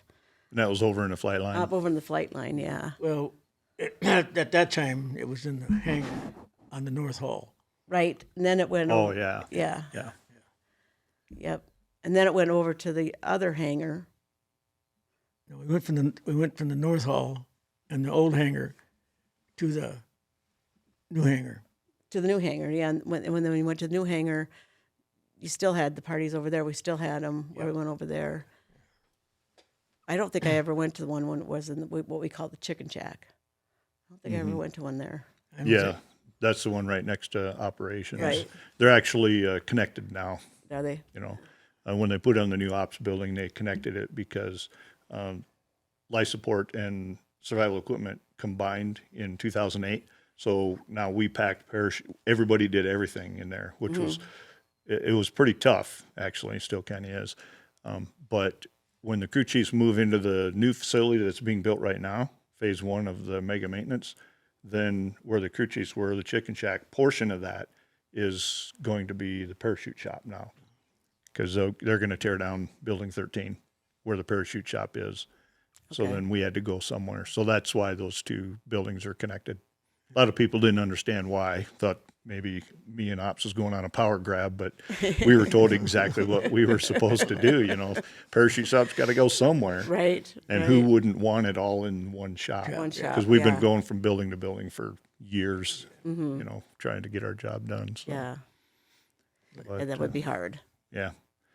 Yep, you do what you got to do, but when you can make things better, you do it. Yes, because supply used to be all in one building, and then they separated, and now they're back to one building again. Mm-hmm. Supply. They moved down to maintenance for a while. Now they moved all back into supply building again. So you seen something on the notes there, Clinton, that we're supposed to bring up? That was a big deal to Jim. Mm-hmm. Ops built the gym for the pilots, Right. and a little bit jealous from the chiefs. We decided to build one, Right. and with the help of Getchus, we got it done. Mm-hmm. One of the probably my worst enemy in supply, but he helped me get it done. And when he does something for you like that, he did it good. Yeah. And he got, buying equipment stuff was, I guess, pretty expensive. Oh, yeah. Yeah. Yeah. Budgets are a big thing every year. Yeah, we fought them budgets. Mm-hmm. It'd take about 3 months in a row in the meetings before we could get somebody to spend a dime. Mm-hmm. Or okay a dime for somebody else. Right. Right. Yeah, I'm going down this list of photos that you have for me. Did you recognize the pilot in the A7 that was flying the A7 with me? I will have to take a closer look at it and see. Who was it? I don't know. I can, if when I look at it, when I'm editing on this podcast, if I think of his name, I'll put a caption up Are there. you talking about when you flew back from? When I flew in Tucson, Yeah. I can't remember his name. I know he was a trainer pilot at one time, not with our unit, but a trainer pilot somewhere. Yeah, I can't think of his name either. Yeah. Yeah. One, you touched on the female technicians, military people. Yeah. You do have one picture there that has probably, I don't know, 18, And 19 then ladies? some of those ladies, if you'll see civilian uniforms, some of those are some of them that worked in the credit union. I think one was HR One because was she would Barb, get everybody. That was Barb Entringer, Barb, okay. Yeah. and she was, and then there was Linda Fink. Mm-hmm. And Linda Fink was the very last civilian person out there. I remember. And then now they're back again, but she was the last one there. And one was Joyce Carpenter, Yep. was another Okay. civilian that was out there. But that was about most of the girls that were there. We'd get together like for birthdays, or if somebody was having a baby or getting married or whatever. But that was most of the girls at one time. Mm-hmm. And I see Nancy Allison was in there, so Yes. and she's probably one of the younger ones that was in there, because I think Lori Hoop is a little older than she is. So Well, Lori Yep. Hoop's been in there a long time. she has, yeah, Yeah. but not as long as I would have been. There was a lot of ladies there, and I think I recognized maybe 2/3 of them. Valerie, what was her last name? Valerie. She was over in maintenance. I can't even remember what mine. I know, I can't remember what our girl's name was. but a lot, like there was a couple of them. What who was the gal from? She was. I think she was over in Ops. Joyce Van Leer. Well, not that Joyce Sandler was in the picture, but Oh, she was a civilian, the elderly lady. well, there was one. Dykstra was Johnny Dykstra's His mom was yeah, she in Ops for a while? Bernice Dykstra, Bernice. yes, but Yeah. she was military. So This there's this another gal one. was civilian. Beverly, Yeah, if I can't think of her last name. yeah, her name was Beverly. I remember when I seen her the last time I seen her. She's passed now, but last time I seen her, we were talking, and I said, I told her, I said, I told her, I said, can you believe that RJ's a general? She about died. RJ. R.J. Clift. RJ Cleft. That would be. He was a big wig in the airlines too, I think. Yeah, If yeah. I remember right. Well, he was active. He was in the Guard full time for a long time. Yeah. Before he went out there. Mm-hmm. Yeah. Yeah. But yeah, then he went. Yeah, then he became a general. She just shook her head. But some of them are from that like some of them are actually from the credit union Yes. when it was in ops. Some of the gals that are in those pictures. I've been terrible. I just seen Valerie too, and I can't think of her last name. But I said hi. I mean, I can't think of her last name right Well, now. you've done pretty good on the names Yes. because overall, I remember, when I left 3.5 years ago, when you don't have the name on the uniform, and then a lot of times you can remember the first name because of the last name, but, and it gets embarrassing, when you come up with somebody and you start talking, you just don't know if the conversation is going to go the route where you have to actually say their name because it's tough. It's not a thing of disrespect, but I know. the brain dump is just amazing. Yeah, and it is, as you get older too, you get so much more stuff that's there that you can't pull that out. Right. Yeah. Right. Yeah. Yeah. So can you think of anything else, either of you, that you want to I think bring up? We covered a lot of history. we have A lot of history. So hopefully some of the seasoned folks that watch this, go ahead and make comments, correct us, give us information, or maybe it took you down a little bit of a memory lane yourself. So I can tell you that I was raised next to the Delmans. Mm-hmm. So, yeah, I'd always tell them, they'd come in and they'd give me a hard time. I goes, remember, I can tell your mother that you've been picking on little Debbie that lived down the street from you if you keep that up. Little Debbie. Yep. Was the dad's name, was he Carl? Carl, yeah. Okay, because they have a son, Carl, that's in Right. comm, I think, now. Right. Right. Yep. Yeah. And he's not the oldest. He's down a ways. Yeah, he's one of the younger ones, actually. Right. Yeah. There's only 2 of them that didn't get in the guards out of 8. Yeah, I saw 2 of the sisters, Beth and I don't know, it was Kathy, can't remember. Beth It was and- at state wrestling, and I happened to see him walking past, and I talked about, mentioned about the podcast and such, and it sounds like they were interested in maybe having some of the Delman family come do some of this too. So see if we can get that rigged up. And Cheryl, she married. He was in the guard too for a while, wasn't he? Gillen was his last name. Was he in our guard unit, and then he went out to Washington D.C. What's his Gillen? Yeah, His name is Gillen. Last name is Gillen. I can't remember the first name. Not Gene. Gene Gillen. No, Gene Gillen was. Gene went out to headquarters in Rapid City. Yeah, Gene Gillen was Yeah. he was I don't think his name was Gene. Okay. Unless there was 2 of them. Okay. No, that was a different Gene. Yeah. Yeah, this was an officer. Yeah. Okay. Yeah. So let's go ahead and do this. If your great grandchildren were sitting right there, what would you want to tell them, Clinton, if they got to see this? I would say, if you get to see this, you're going to be more apt to join the Guard or join the service. Mm-hmm. Because the service is not all hard work. It's a Right. lot of fun. Mm-hmm. And we probably had more fun than work. Yeah. At times. But when you work hard. You work hard, yeah. For sure. And some of the fun was working. Right. Yeah, that's a good point. That's a good point, because there are quite a few, each one of us as the generations go, it seems like it's gotten a little more difficult, or there's fewer fun times and stuff. But they talk about the good old days. Yeah. But I've talked to a couple of us older guys, we're like, we have to not say stuff in front of the younger folks that's, semi-derogatory like that, because this is their good old days.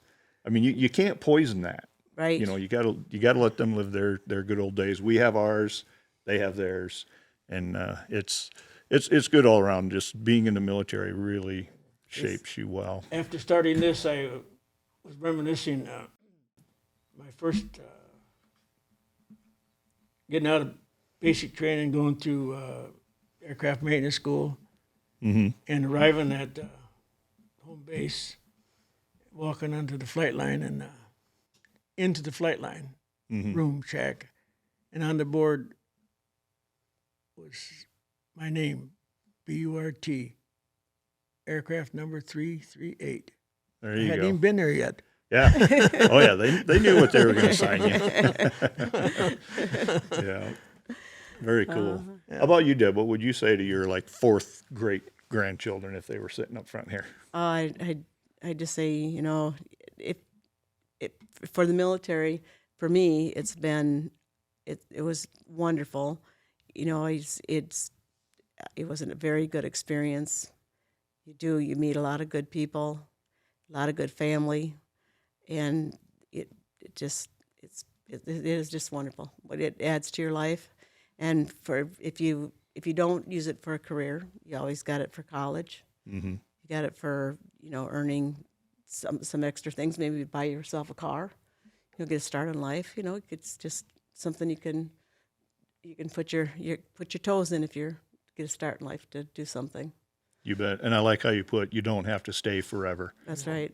You know, there was a young gal in my shop where she was coming up on her 6th year, and she was going to get out, and she was going to get married and stuff, but she was so apologetic in my office about getting out after 6 years. And I just put her at ease. I said, you know, you signed the dotted line like we talked about. You did your deal. You went to Iraq with us. Sure, you got some school money out of it, and you fulfilled your contract. And I just really had to put her at ease, because she was a very smart, special gal, and just to see her react the way she did kind of took me back a little bit, even though I knew the kind of person that she was, that she felt so bad about only doing 6 years. But it all worked out great, and hopefully I put her at ease, because you don't have to stay forever. You don't, and it isn't for everybody. Right. You know, it isn't, but it is a good way to find out maybe what you want to do, or like for me, I only had to get in for 3 years to begin with. Mm-hmm. And I know it's changed now, but for me it was just 3, but now it's, like you said, it's 6 or whatever. But it's start, and you might find a career that, getting into the Guards, something that off the wall that you can just to try something different that you might not ever think you'd ever want to do. Mm-hmm. But just get into something that, you know, just to try it, just see if you like it, and it has nothing to do with what you're doing in school or what you're doing in real life. Yeah, test yourself a little bit. Yeah, just do something different and see the world. And throughout my career and my lifespan, I've got to see all 50 states. Mm-hmm. You know, so that's something. Right. You know. Right. Yeah, with that, test yourself a little bit. I was listening to a podcast the other day, and they were just talking about you're really aren't supposed to just seek comfort your whole life. You know, you're not going to improve as a person and grow and all that without having some issues in your life. So you don't control them, you don't wish for them, but there's portions of the military, if you go in, where it can test you some, but it's good tests. It really is. So don't seek comfort your whole life, but just roll with the changes and let yourself It's been improve. a good life. Yeah. And to me, like in your career, those hard years, the 10, 12, and 13th years, kind of like your hard years. Mm-hmm. To me, they were my hard years, because you're like at that decision where it's like, don't let them get to you. Because when you get over that hump, it's just like easy sailing, and then all the benefits you get from the military after you get over them are so outstanding, and you're so appreciated. Everything that you get once you're done is just great. And the best part, you served your country. You absolutely did. Yeah. And all the people, you wouldn't believe how much they appreciate what you've done for them. Most of them. Yep. Most of them. A lot of them do. Yeah. Right. Okay. Well, So unless you get, do you have something more? My military time is 40 years, Right. from 1954 to 94. 54 to 94. Yeah. Yep. Yeah, you had a really good career. We touched on a lot of that. That's cool. 8 regular Air Force and the rest of it Guard. Mm-hmm. Yep. It's Very cool. I've had a wonderful time. Nice. All right. Well, I think we're going to call her quits. And thanks for tuning in. Thanks for listening. Thank you so much. Yeah. Thank you for coming.